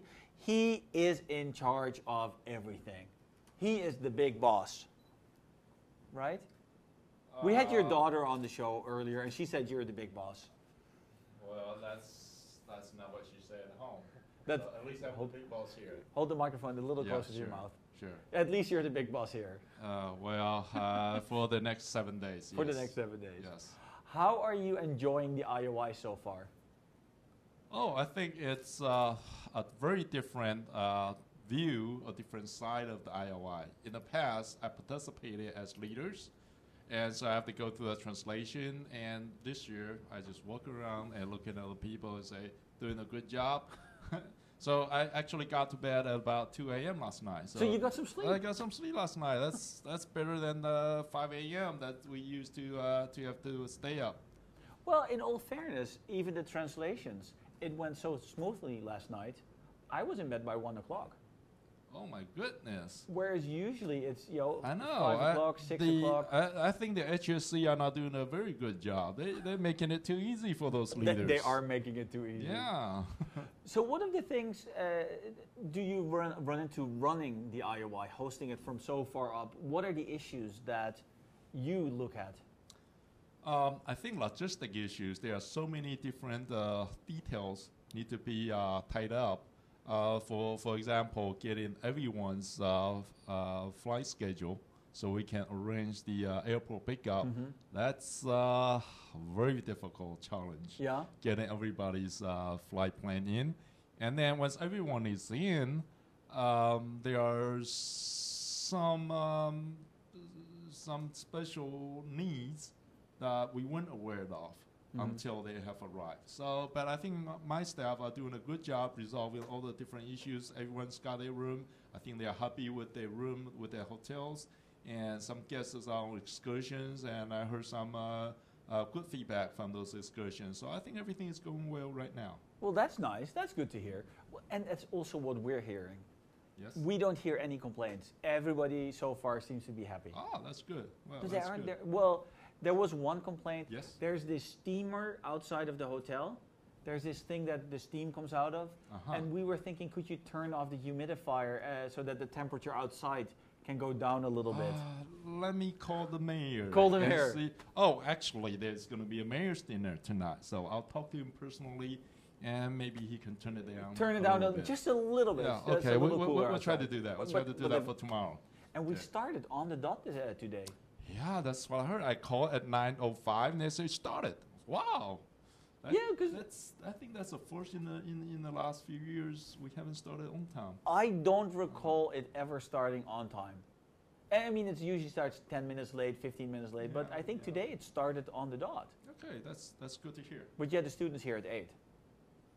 So that was easy to, the kids were all here. You bring in the contestants. So you're talking about we should start tomorrow at 8?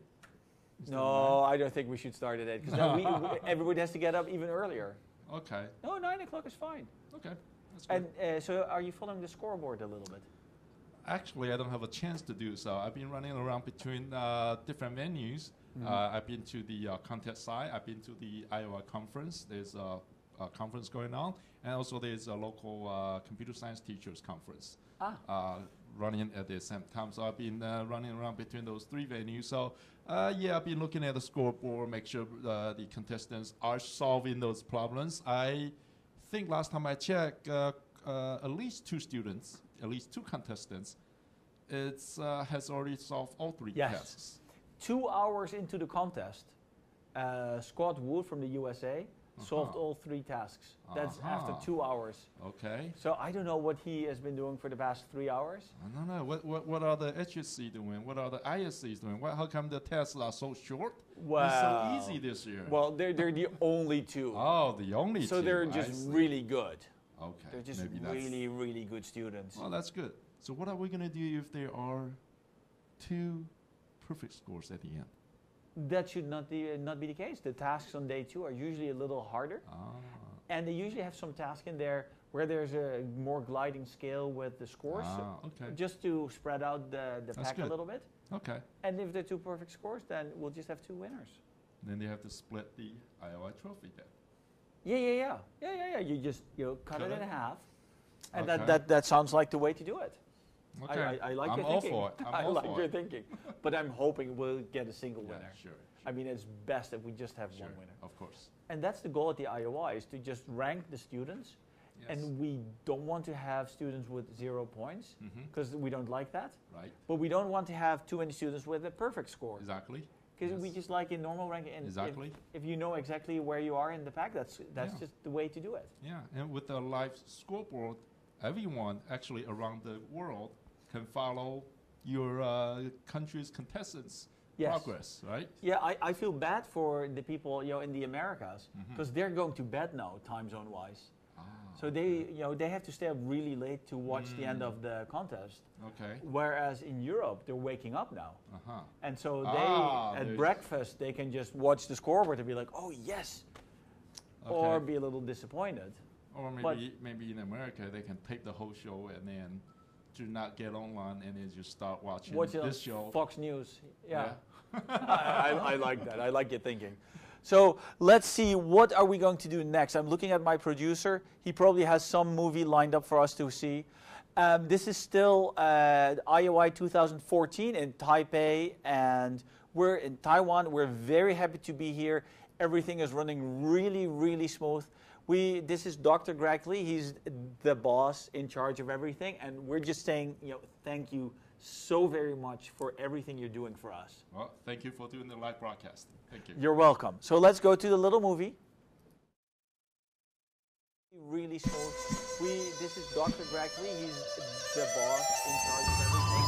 We're just saying. Welcome to IOI 2014. Coming to you from Taiwan, the heart of Asia. So let's go to the little movie.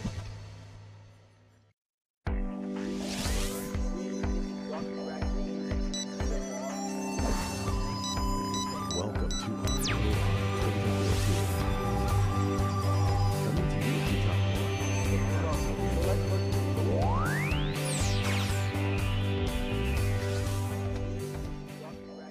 Here with us today is the chairman of the Taipei Easy Car Corporation, Mr. Zhang Jiasen. Welcome to Taipei and Taiwan. By now, our international guests will all have an Easy Car in their hands, which is generously provided by the Easy Car Corporation. Most of them will be wondering what the card is for. Can you please give us a brief introduction to the Easy Car system? Yes. Imagine when you wake up in the morning, the first thing you want to do is to have a breakfast. So you can use your Easy Car to buy summer coffee or breakfast. Then after that, you will go to your office or some other place. You may use that to take bus, take MRT, and in other time, maybe in the holidays, you want to take a tour of the cities. You can rent a bicycle, U-bike, using that to take a tour. So, and after that, you can using your ED car to rent to go to the libraries and rent a book, and you can go to the room park and using ED car to take a gondola. Those kind of things is very easy to use in the ED car. It's not just a transportation car; it's also a micropayment car. Can you tell our international guests how they can tour Taipei City using Easy Card? ED card have been issued for 45 million in this year. Micropayment card. So there are a lot of people using this ED card. I just mentioned the ED card can be using as a transportation card, also as a micropayment card. So this car is not just a transportation car; it's a life car. So we want to make our life much easier, as possible as easier. And all the guests can using this ED card to tour the Taipei City. They can using it to take bus, take train, and also take MRT. And there are more than 16,000 stores around the island. You can using ED card to buy something. For example, 7-Eleven, Family Mart, OK store, and those chain stores you can using ED card to buy anything you like.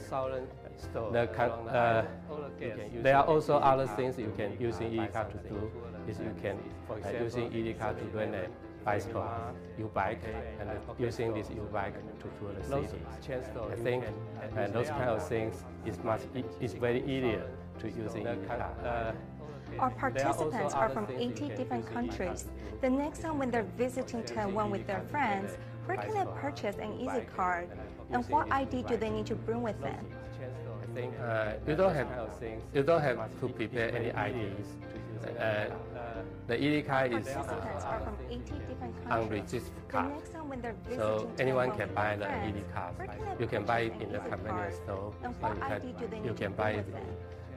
at the you don't have MRT station. So there are a lot of locations. The EasyCard is by the EasyCard. It's very easy to get that. So anyone Final can buy questions that. before we end the You can buy it interview. in the convenience What is store. EasyCard planning to do in the near future? And since the mobile payment is very popular in the futures, so we try to put a EasyCard into the mobile phone. So that's a Final mobile payment. questions before we end the we interview. What we is formed EasyCard a planning new to do companies in the with near future? 5 other major telecom companies in the local. So these companies will combine a lot of EasyCard into the mobile credit card and EasyCard mobile payment into the phone, so you can use the phone to replace the EasyCard call it mobile payment. So in the near future, we can use your phone instead of the EasyCard. Credit card. Thank you again for sponsoring IOI 2014 in Taiwan. Thank you very much. You can replace the EasyCard.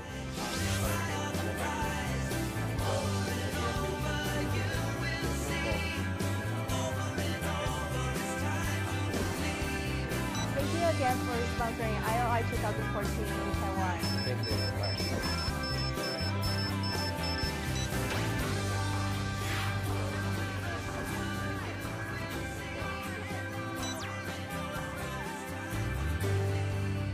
Thank you again for sponsoring IOI 2014 in Taiwan. Thank you very much.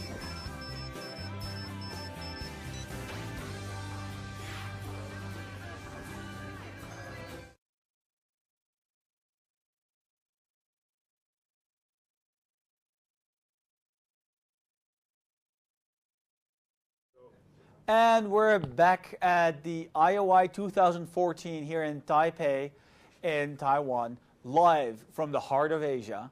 It's your little catchphrase, Greg. We're putting it all in there. And the IOI is going really, really well this year. We're having a wonderful time. The contest goes without a hitch so far. We started on the dot this morning. And last night, the translation session was very, very easy as well. With me right now, I have the team leader from Taiwan. How does it feel? Well, introduce yourself. Hello everyone, I'm Zhongzhe from Taiwan. I'm the team leader of this year. How do you enjoy the IOI as a host team leader? Well, I think it's it's a very good opportunity for me to learn a lot of things in this very big event, and I learned a lot in the IOI conference, and I learned a lot about how to train and how to prepare all the training course, and how to to enjoy the whole event with our students and our teachers. Okay. Yeah. How is your team doing so far?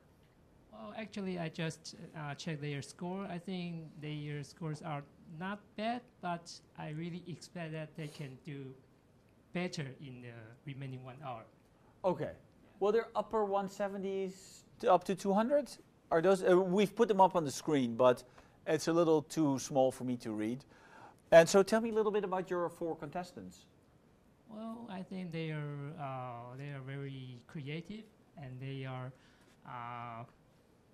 big boys. They are very they really enjoy programming. Sometimes when in our training camp, it's time to have lunch, but they just stay and stick with their problem, and they don't want to eat lunch until they solve their problems. They want to solve the problems first. Yeah. Well, that's important. That's what the IOI is all about. Yeah, exactly. And so you mentioned the training camp. How do you train your students? Well, we have a series of courses. We teach, we have several topics, follow the IOI syllabus, and we have 4-week courses and teaching from data structure algorithms, and we also do some simulated contests. We use the past IOI problems, and we let them do the contest and let them discuss with each other to find their advantages and their weakness, and to share their experience on how to solve the problems. Yeah. Oh, that's exciting. So you work with the other contestants as well. They have to work as a team. Yeah, although in IOI they are scored individually, but we really think that they should have the ability to express their ideas so that they can share their knowledge. Yeah. That's exciting. So do you have a first round and a second round before you decide which of the students get their training? Yeah, we have 3 stages. Yeah, in the first stage we have about 150 students from Taiwan. Then we will select 20 students, and well, there are another 10 students from another way to enter the training camp. So in the first stage we have 30 students. Okay. Yeah, and after 2-week training and testing, we'll select 10 students, and another 2 week we will select the 4 delegation members. So that's 4 weeks of training that the students get. Yeah, 4 weeks for selecting the final members, and before the IOI contest, we have another 3-week training. Wow. Yeah. So the students really, really want to be here if they have to spend 7 weeks in training. Yeah, well, actually in Taiwan, it's very difficult to persuade parents to let their child to be in our training camp for 7 weeks. But I really thank these parents, because they understand how their children love programming, love computer science. So even though it's, well, in Taiwan, to prepare for the university exam, it's very important, but they still let their children to stay in our training camp. Right. Yeah. And so, 7 weeks, do they not go to school, or does it happen during their vacations? They just stay in our university, and they live in our university, so they don't go to school. Right. Okay, I have the next guest already showing up, the ISC member. He's in charge of the tasks. So he will tell some secret. Well, no, but you can stick around if you want to and listen to the explanation of the algorithms, so we can tell the students a bit more about this after this. Okay. So thank you so much for being on the show and telling us a little bit about your team. It's great. Oh, okay, thank you. Thank you very much.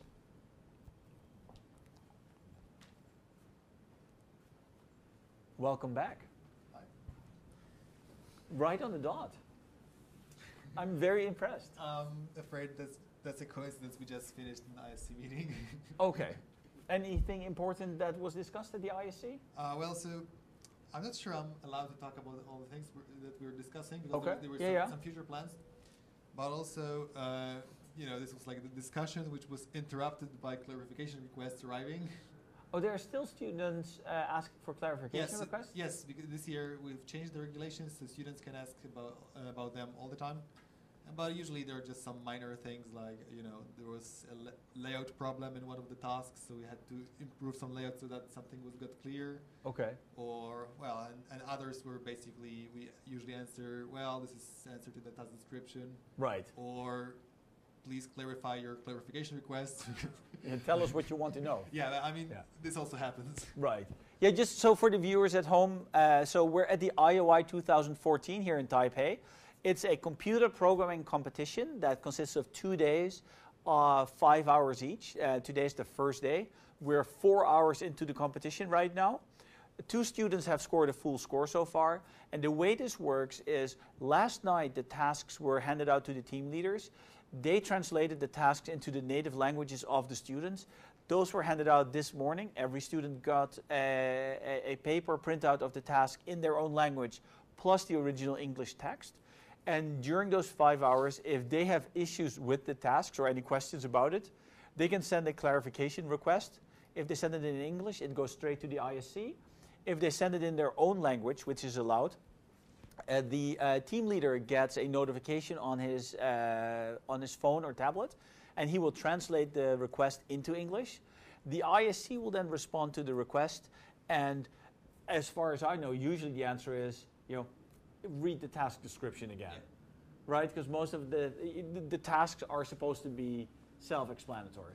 Yeah, we have lengthy discussions over the questions, but it's often like, well, this is somewhat implied by the task statement, but then maybe the translation is not so obvious. So should we answer directly or say check the task statement? But in the end, I believe there is little difference between those. Right. Yeah, that's what I teach my students. I always tell them, if you get the answer back saying we read the task statement or no comment, as it used to be in the old days. Well, now we have a distinction between. So we can either the question has to be formatted so that we either answer yes, no, answer it in the task description, or no comment, or invalid question, meaning none of the previous answers make any sense, right? Right. And how many invalid questions have you received? Well, the only one was that when we requested for clarification for the clarification request. Okay. It was something we totally couldn't understand what's going on. We suspected some problems with the computer that we ruled out, and then we just didn't know what was going on. Oh well, then that happens. Yeah. So what we're going to do now is talk a little bit more about the questions, and for the viewers in Europe, they're tuning in right now. So we'll just go through the task descriptions first, and then we'll go through the algorithms to solve them again. Right. And for the people that have been watching for a while, we've done this before, we know, but we like to just do this for our European viewers as well. And someone is writing something on the scoreboard now. Because we got another 300. Yeah, we got a third perfect score. From China? The third perfect score, the second from China, Ding Li Yu scores 300 points. So remember, Scott Wu from the USA had this after 2 hours? Yeah, that was amazing. That was amazing. And then we had another Chinese kid, and now this is the third perfect score, the second from China today. So they must be really, really excited about this. Let's talk about the excitement. Let's talk about those tasks. There are 3 tasks. Which one should we start with? In the order you have them on your paper? Or? Yeah, well, let's do it the way we did it. So let's start with wall. Let's start with the problem wall. In problem wall, you are building a wall that consists of columns of bricks. Right. And the height of a column is the number of bricks that are located in that column. That's true. And you start with a wall with columns with no bricks in them. And all the columns are numbered from 0 to something? Yeah, n-1. To n-1? Well, that makes sense, but whatever.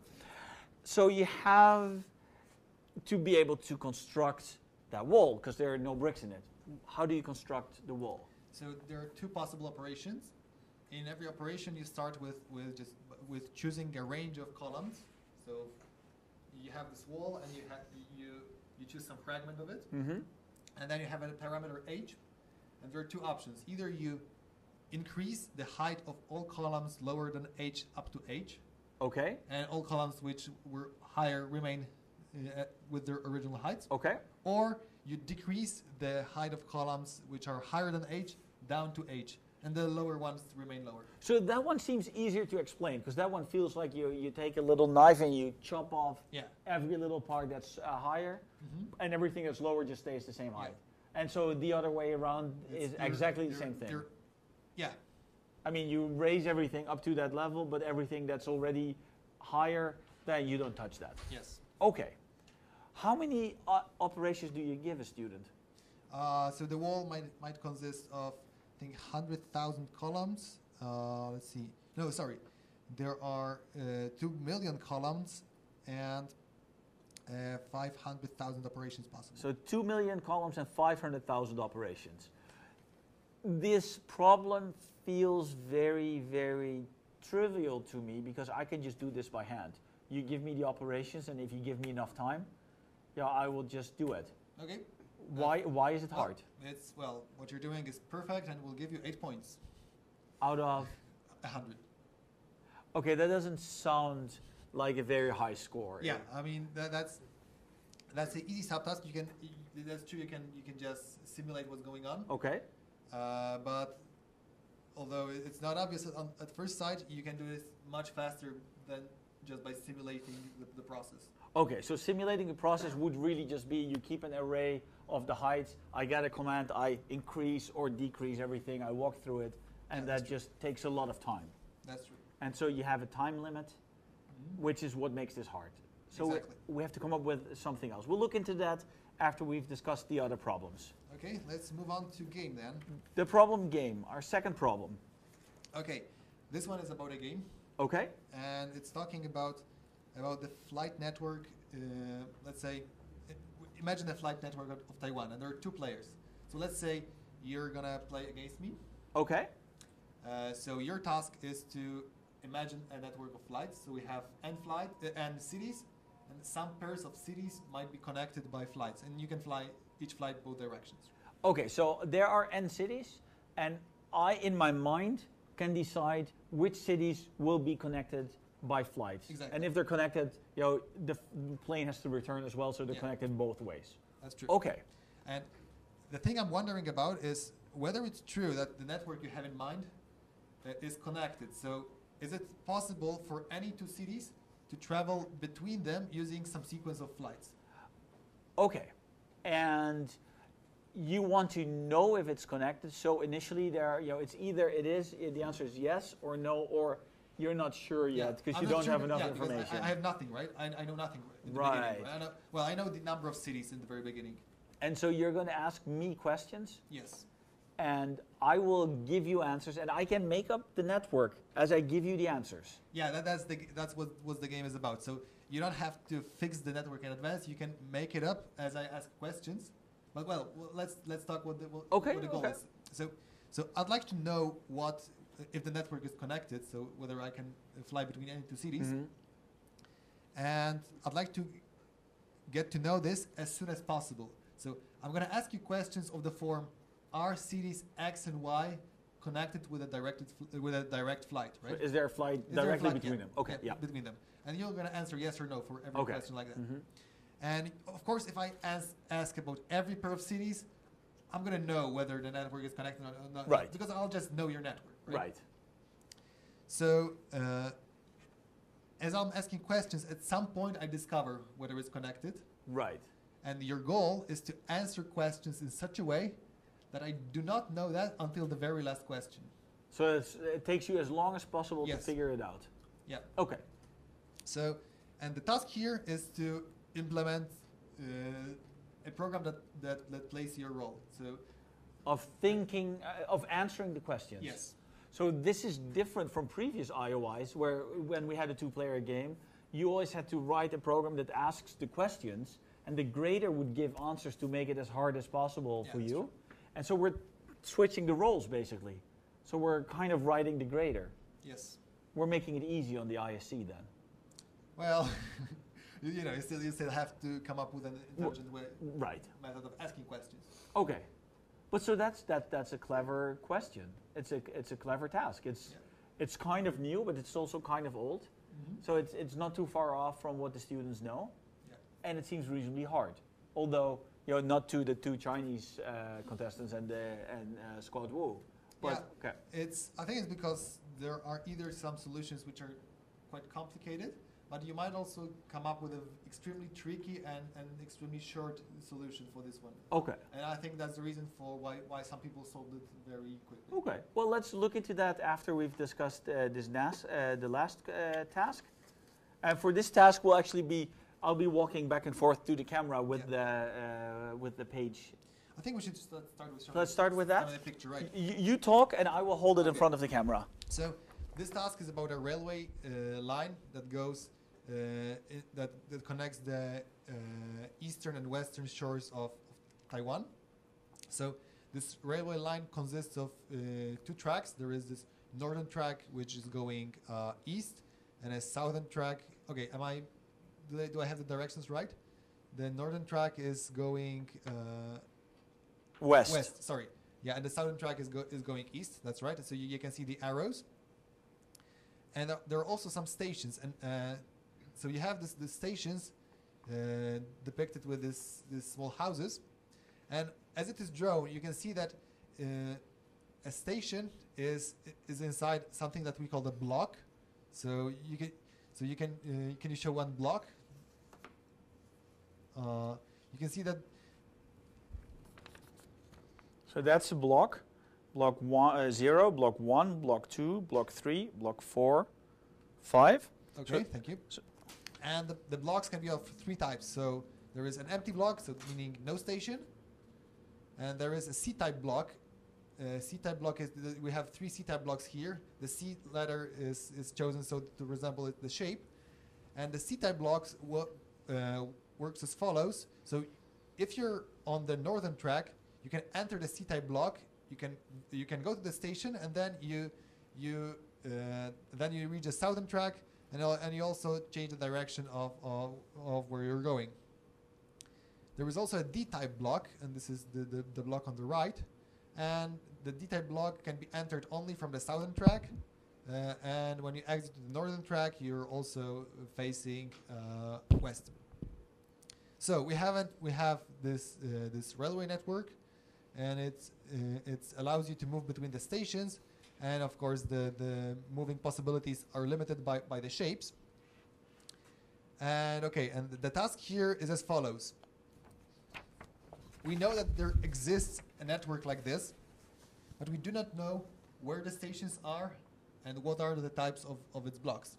But we know that we can reach any station from any other station. Yes, so the shape of the network guarantees that. Yes, this is something we can assume. Also, we know where is station 0 and what's its block type. Okay. And our task is to discover the shape of the network, so the positions, the locations, and the types of all blocks, by asking questions about the distances between stations. Okay, how far is station A from station B? Yeah, exactly. But then you have to define distance. Yeah, so the distance, we start in station A, we follow the according to the rules I just gave. I would like to give we'd like to reach the station B, and the distance is defined as the number of boundaries of blocks that you're crossing. So every time you're going from a block to a block, the distance increases by 1. Okay, let's just show that, and let's just. So in our previous session, we said, oh, maybe call it a traffic light. Whenever you go from one block to another block, you hit a signal, and let me just show you that those boundaries are indicated here with the little dark rectangles. Okay. Okay, so that's the task here, and also to make it even more complicated, the number of questions you might ask is limited in some of the subtasks. So to get full score, you not only have to discover it, but you also you can't ask too many questions. You have to do it in a smart way. Yeah. Okay. Okay. Well, let's go back to the first question. Wall. We're building a wall, and we'll do all 3 questions. We're just sticking with this order. So we're building a wall, and we've by giving instructions, of this fraction of the wall, raise everything that's not at height h or higher to height h, and everything that's already higher, keep it there, or lower everything that's above height h to height h, and everything that's already lower, just leave it there. Right. And we've seen that you could just simulate it completely. That's trivial. Gets you 8 points out of 100. Right. So that's not the way to do it. No, you can do it better. So what is a better way of doing it? So if you want to get full score, because there are also some medium and hard and say medium plus subtasks. If you want to get the full score, there are 2 possible approaches I'm aware of. And the simplest one is when I described it, it would seem extremely simple, but it's actually not so simple to get the details right. So what happens is, it happened to many experienced contestants that you try the simple approach, then you run out into some trouble, and then you think these problems cannot be solved, and you discard this approach. But actually, this approach can be made to work, and I'm going to describe how. So you build a segment tree over the columns, and for every node of the segment tree, we're going to maintain 2 numbers. So we're going to maintain the height parameter of the highest increasing operation and the height parameter of the lowest increasing operation that affects this node of the segment tree. Okay. Now, everything works fine as long as this this highest lowering operation is below the lowest lowering operation. But the problem starts if they're not like this, but like that. Right. If one crosses the other. Yeah. So if we have a situation like this, and then we get an increasing operation over. Or a lowering operation under. Yeah. But what we do then is, well, this means that this whole range is becoming equal to the height parameter of this new operation. To the last one. Yeah. So it overrides everything we got. Right.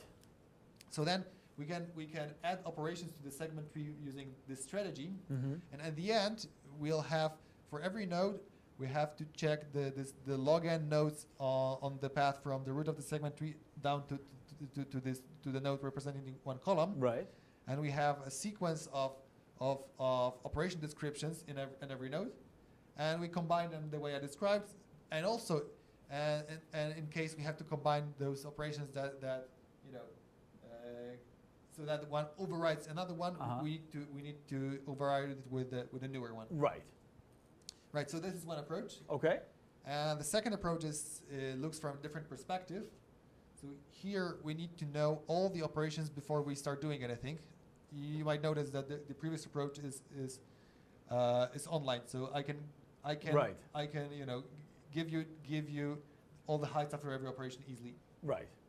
So here I need to know the operations in advance. I'm going to go through all columns starting from the leftmost, and for every column, well, at some position, I'm going to maintain the operations that affect this current column in a data structure. So this data structure, again, is based on something like a segment tree. It's a kind of a sweep line segment tree algorithm to keep track of everything. Okay. Yeah. So basically, once I encounter an operation, I add it to the segment tree, and then when it finishes, I remove it. And then the segment tree can be made to answer questions like, okay, you have some set of operations inside you, and let's assume we start with height h. So what would be the resulting height? Right. Okay. So yeah, and this can also be done to answer this to do that in logarithmic time. So it's kind of the same algorithm, but from a different view. Well, I wouldn't say it's the same algorithm, because we have either a segment tree over columns or over operations. Right. So it's a different. No, right, but it's a different view, different side of looking at things. No, I wouldn't say. No? I'd say it's just, well, the data structure has similar shape, but in principle we're doing different things. Okay. Here. Okay. Especially one approach is online and the other is offline, and I don't think it can be made online. So okay. Okay. So the difference here. Okay, then let's move on to the next question. Okay, that's game. So we're just a second. If there are people that have any questions about this, type them in on the live stream, and we're monitoring the live stream. And if there are any questions, we'll ask you those questions before you're allowed to go. Okay, cool.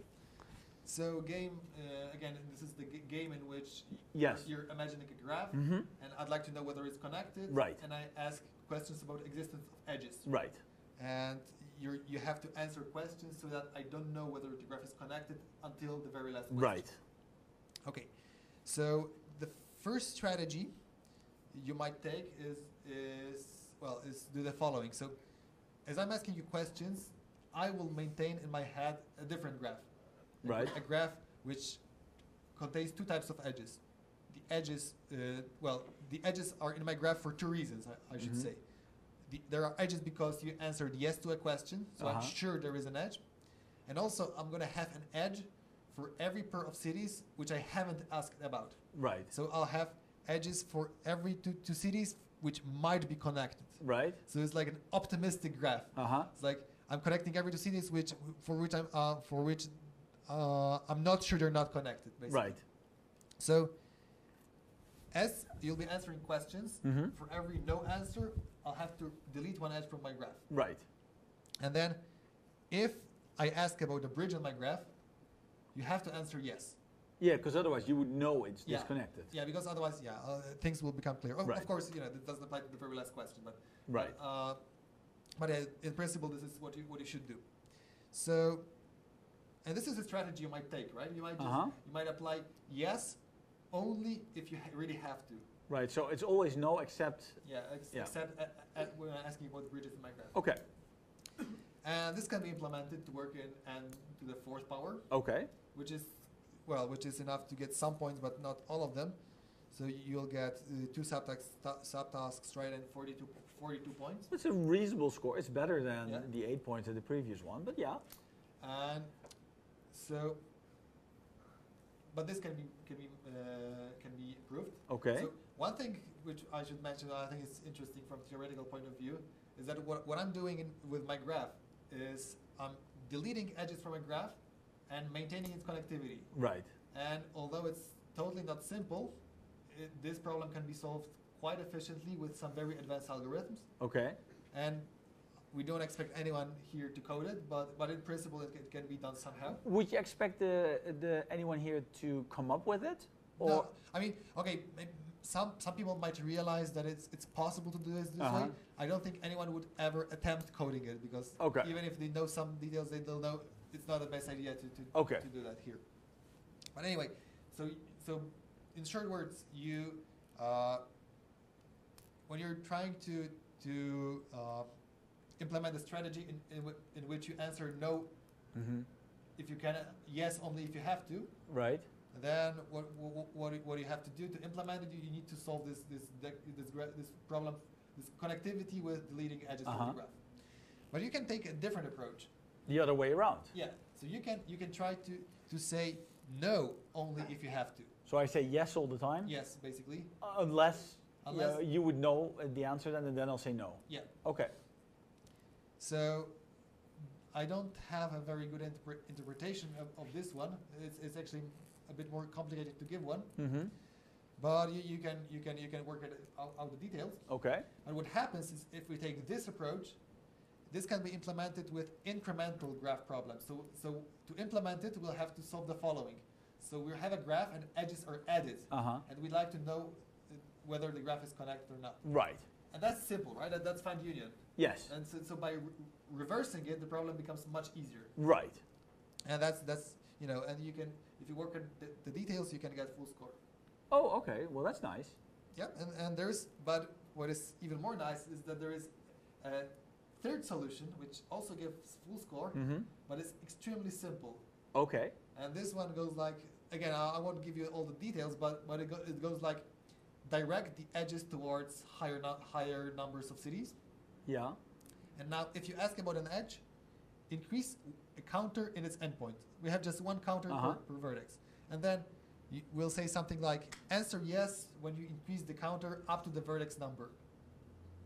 Okay. So there's like a simple condition you check and you answer yes or no. And it's like a three-liner solution. It feels very simple, but it also feels hard to explain or understand. Well, yeah.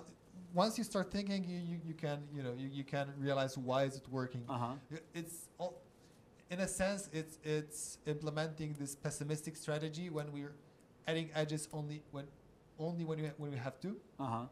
So basically, excuse me. So basically,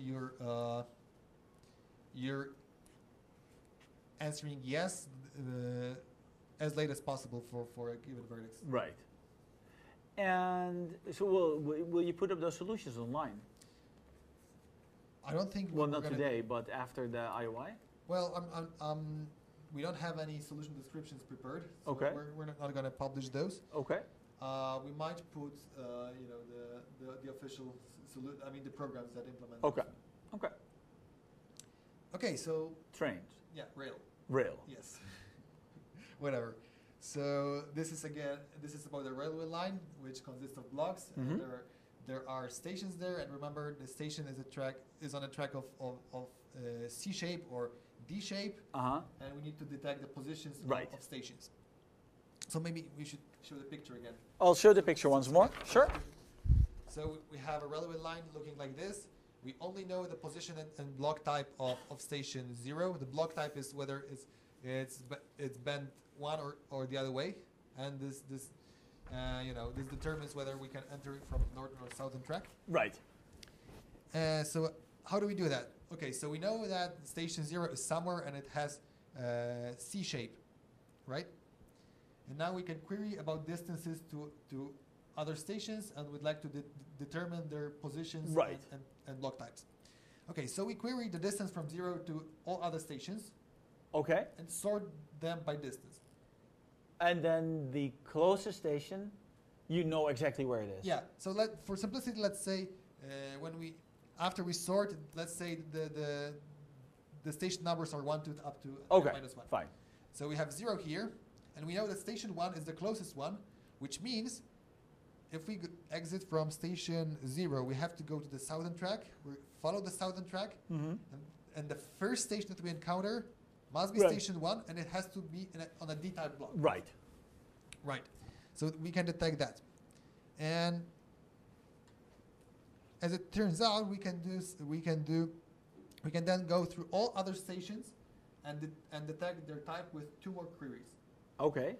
So what happens is that there are 3 possible options. So one option is that we go from station 0 and we go to some station on a D-type block, which has to be behind station 2. Right.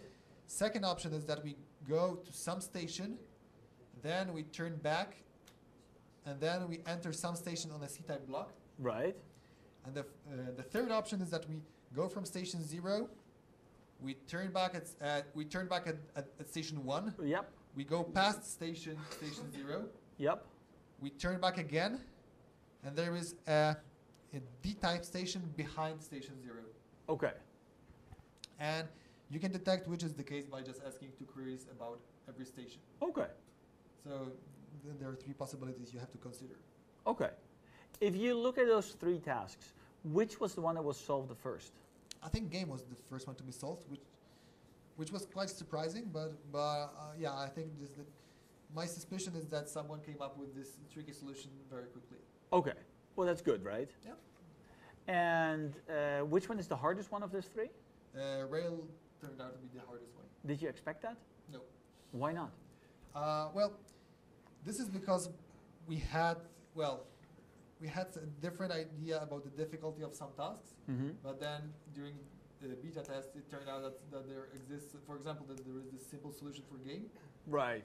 And also in Rail, I think it's quite tricky to code it right. And usually when you're assessing task difficulty, I think we're making the same, well, as a contest organizer, I think we're making a similar mistake very often, that we underestimate the coding difficulty when estimating the difficulty of a task. Right. And I think this is what makes Rails more difficult than what we expected. Okay. Well, let's take a look at JP. Are there any questions online that people want to ask? Nope, we just want to know who you are, but that's been answered online. That's fair. So people are helping out. Well, thank you very much for showing up. Thank you. And I'm hoping that you come back on day 2. Sure. And tell us once again about the questions for day 2. I'll be happy to do that. And we're very excited, and we love the questions, and we're looking forward to what you bring us on day 2. Yeah, we're very excited to present the tasks to the GA and all our viewers. Okay, well, thank you very much. Let's go to a little movie, and then we'll just tell us once again about the questions. Yeah, then we'll go on. We're very excited, and we love the questions, and we're looking forward to what you bring us. Welcome to IOI 2014. Coming to you from Taiwan, thank you very the much. heart Let's of go to a Asia. little movie, and then we'll just once again about the questions. Then we'll go on.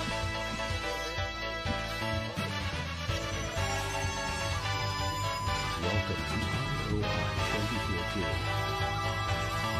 Coming to you from Taiwan, the heart of Asia.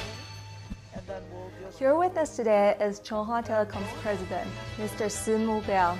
Welcome to Taiwan. For our international guest, who is Chunghwa Telecom and what service do you provide? Chunghwa Telecom is the leading and the largest telecom operator in Taiwan. We provide the fixed line, domestic fixed line, mobile, international, and other ICT services. Our goal is to transform our company to to become a full-service digital convergence company operator in What Taiwan. are the services Chunghwa Telecom provides for IOI 2014? In order to create the best competition environment, Chunghwa Telecom provided the fiber and mobile network to enable the coaches and the students to communicate with the best quality network. What role does Chunghwa Telecom play in bridging the digital divide in Taiwan? Chunghwa Telecom is committed to bridge the digital divide and create the digital opportunities. Over the years, Chunghwa Telecom has applied a variety of solutions to bridge different aspects of the digital divide, including the universal services to support the access of ICT in the remote areas.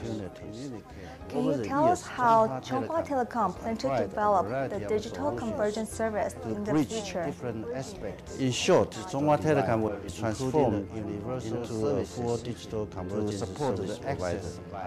Chunghwa Telecom is the leading operator in Taiwan. We will continue to build out our high-speed infrastructure to provide the mobile and short and seamless services. We plan to offer 300 megabit per second fiber to the home services and the 4G LTE mobile services, which will facilitate the innovative digital convergence mobile services to individual, household, and enterprise market. Thank you again for sponsoring IOI 2014 in Taiwan. Your welcome is our pleasure. Enjoy your stay in Taiwan and our service. Mobile service. Individual, household, enterprise market. Thank you again for sponsoring IOI 2014 in Taiwan. Your welcome is our pleasure. Enjoy your stay in Taiwan and our service.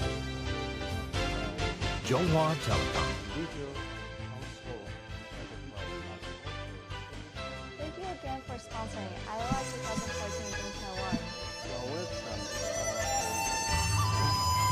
Welcome to IOI 2014. Coming to you from Taiwan, the heart of Asia. Thank you again for sponsoring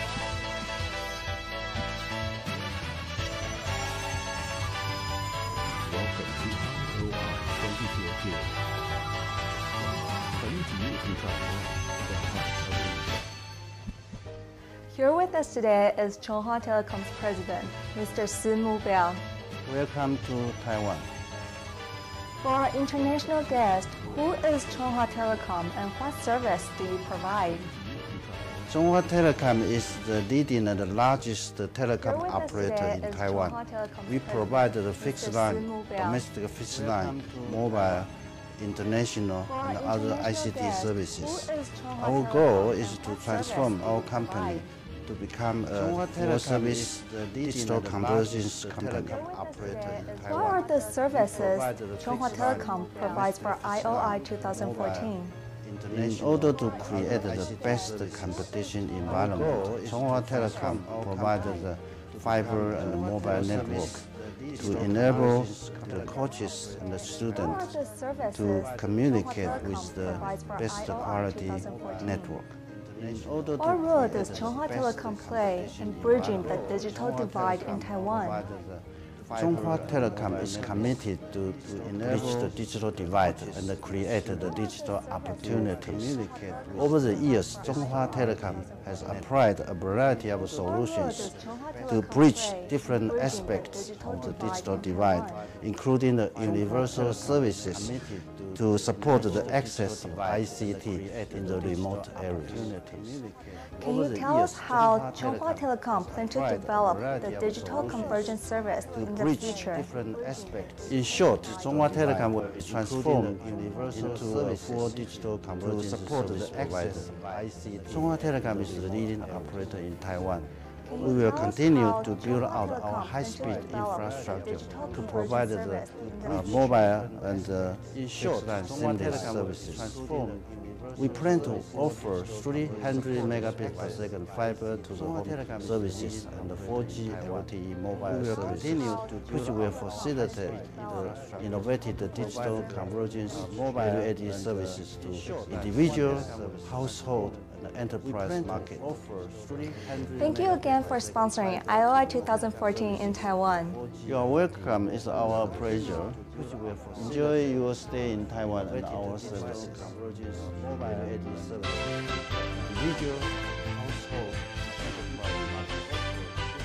Thank you again for sponsoring IOI 2014 in Taiwan. You are welcome. It's our pleasure.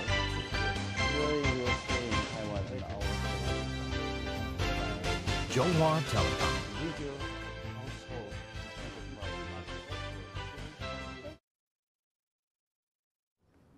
And we're back live at the final 20 minutes of the IOI 2014 here in Taipei, Taiwan, the heart of Asia.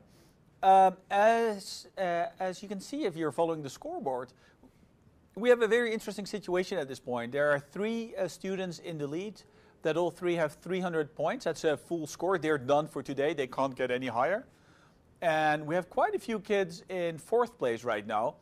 They all have a score of slightly over 200, 230.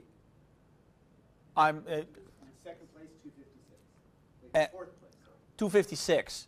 So that's a great result for the students, but it doesn't give us a real ranking. It gives us a lot of students that are all in the same position.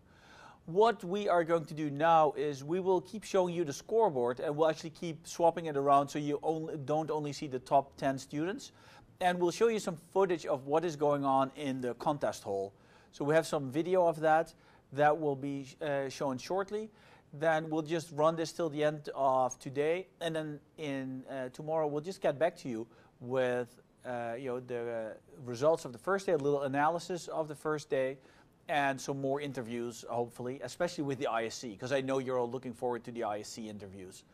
I'm looking at my producer. He says we're all good to go, so let's go to some live footage from the IOI contest halls.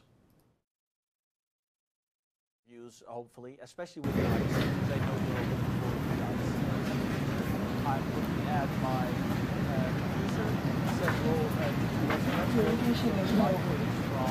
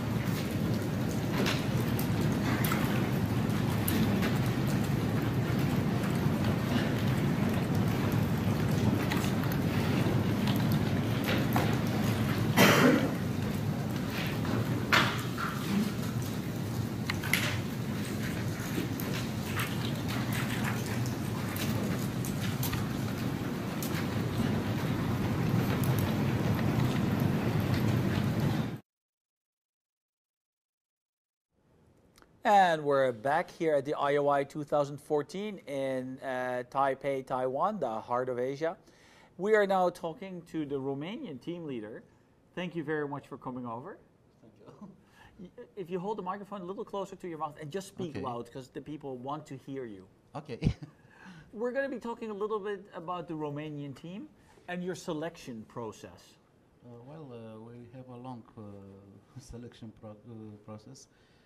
First, we have the national competition, and after the competition, we have first selection from all grades, and then we select 20 the best of our children. Yeah, the 20 best students. Okay. And next we have 2 camps for preparation and selection. First one, they remain 60. Mm-hmm. And then in the second, we select a team for IOI. After first selection, we select the team for IOI. CEOI. CEOI. Mm-hmm. We have 3 days of contest in both camps. Okay. With 3 problems in 5 hours. So it's similar to here. Yes. We use a grader similar with this used in IOI. So I think we have good results. Yeah. Last years. 2 years ago in Italia we have 3 gold medals and a bronze medal. And last year in Australia 2 gold medal, 1 silver, 1 bronze. And how are your students doing today? I don't know what's happened with the grading system because the scores are a little changed in last half of hour. I don't understand what's happened.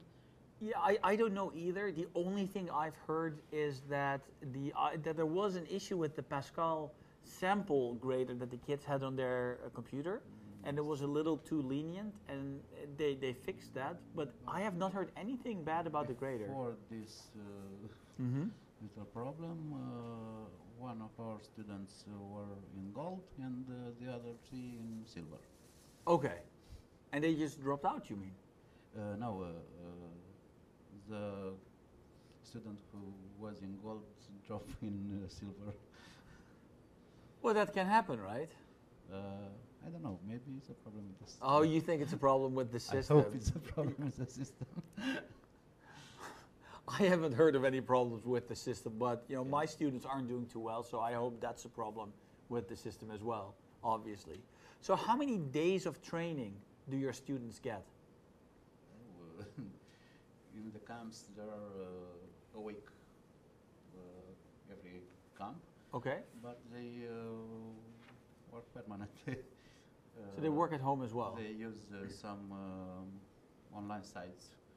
One in Romanian language, infoarena.ro. Okay. Code Forces, Top Coder. They practice everywhere. Yes. And something I think is specifically to Romania, we have help from the former performers, former contestants, yeah, which are now students, and so they help the children to prepare. They help them prepare. That's good. Are your students excited, or are they very nervous to be here? No, they are very excited. Okay. They like here. Maybe the weather is too hot. It's a little warm. Well, that's good to know. How many years have you been to IOI? years. This is your third year? Yes. Wow.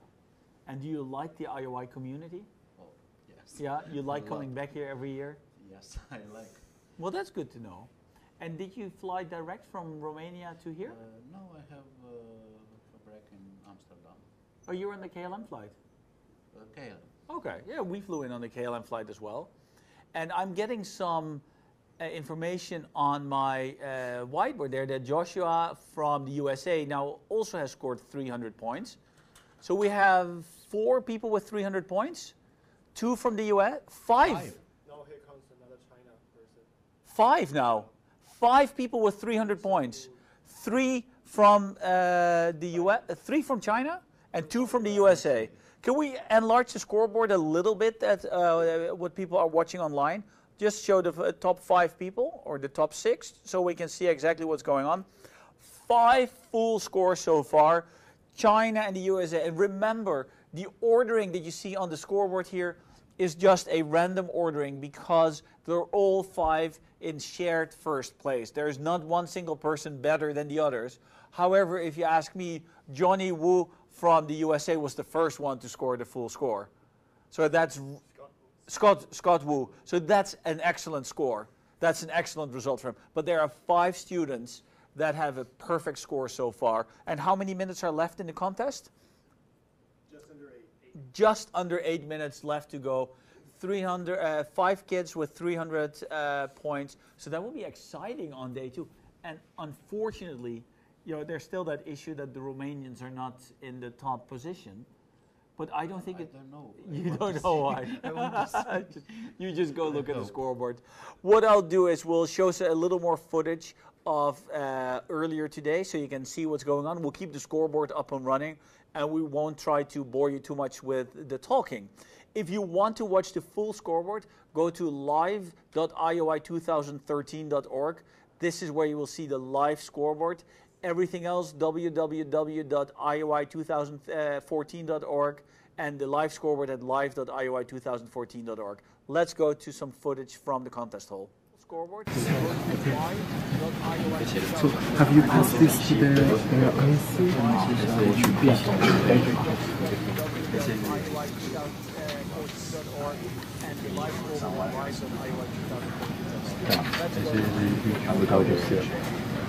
说批示一下了哈，我去确认一下。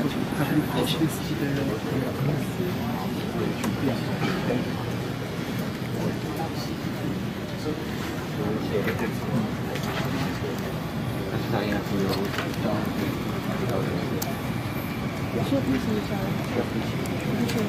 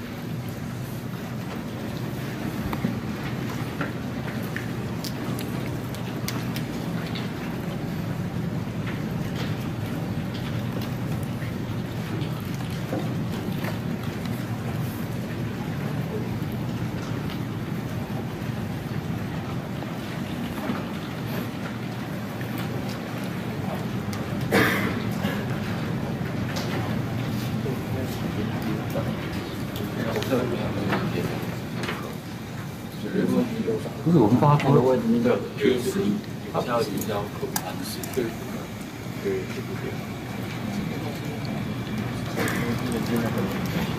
不好吧？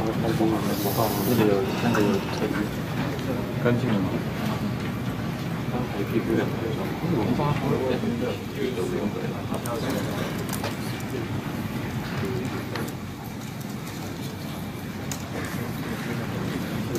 不好吧？这里有3个有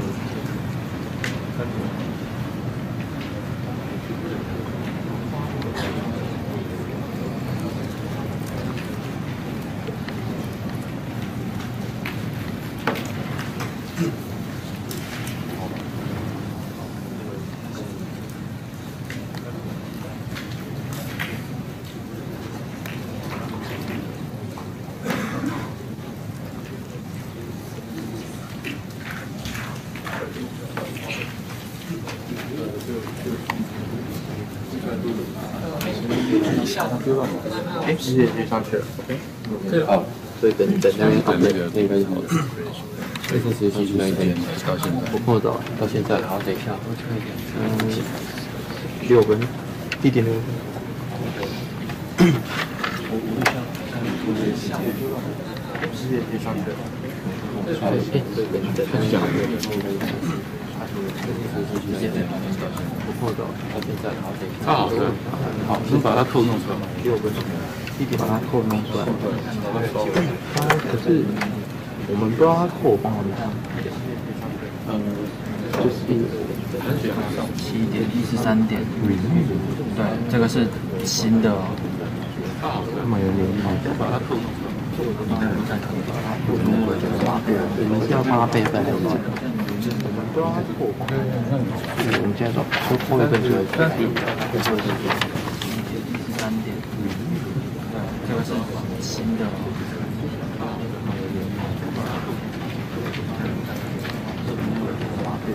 要帮他备份还是？不知道他扣帮。我们现在说扣一份就会3点。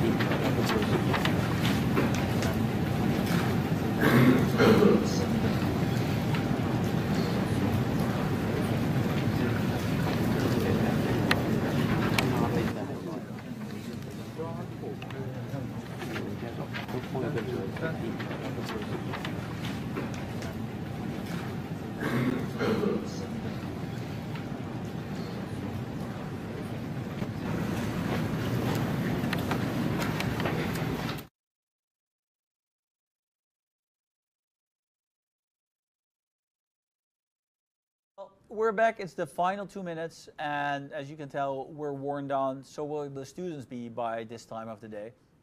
And we're keeping the scoreboard up on right next to me, so you can still see what's going on. We now have how many people in 300? 6? That is 6. Okay, someone does this to me, and this is 6 apparently.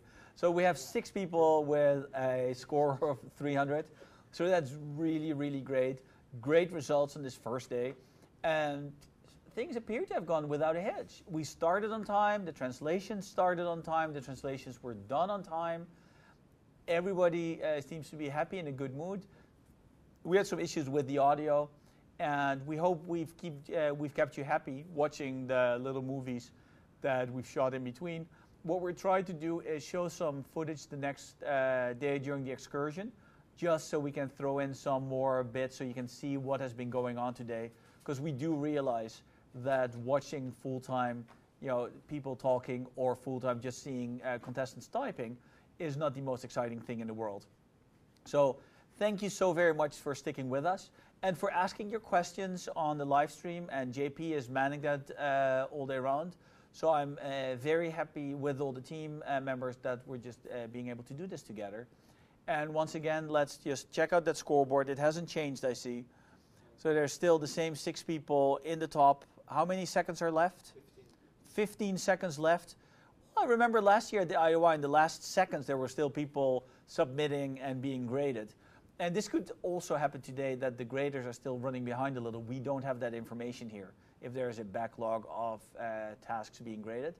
But just keep watching on live.ioi2014.org, and you will see everything about the scoreboard, and you can see everything that's been going on there. And so thank you for watching. Thank you for staying with us, and we hope we'll see you again in 2 days.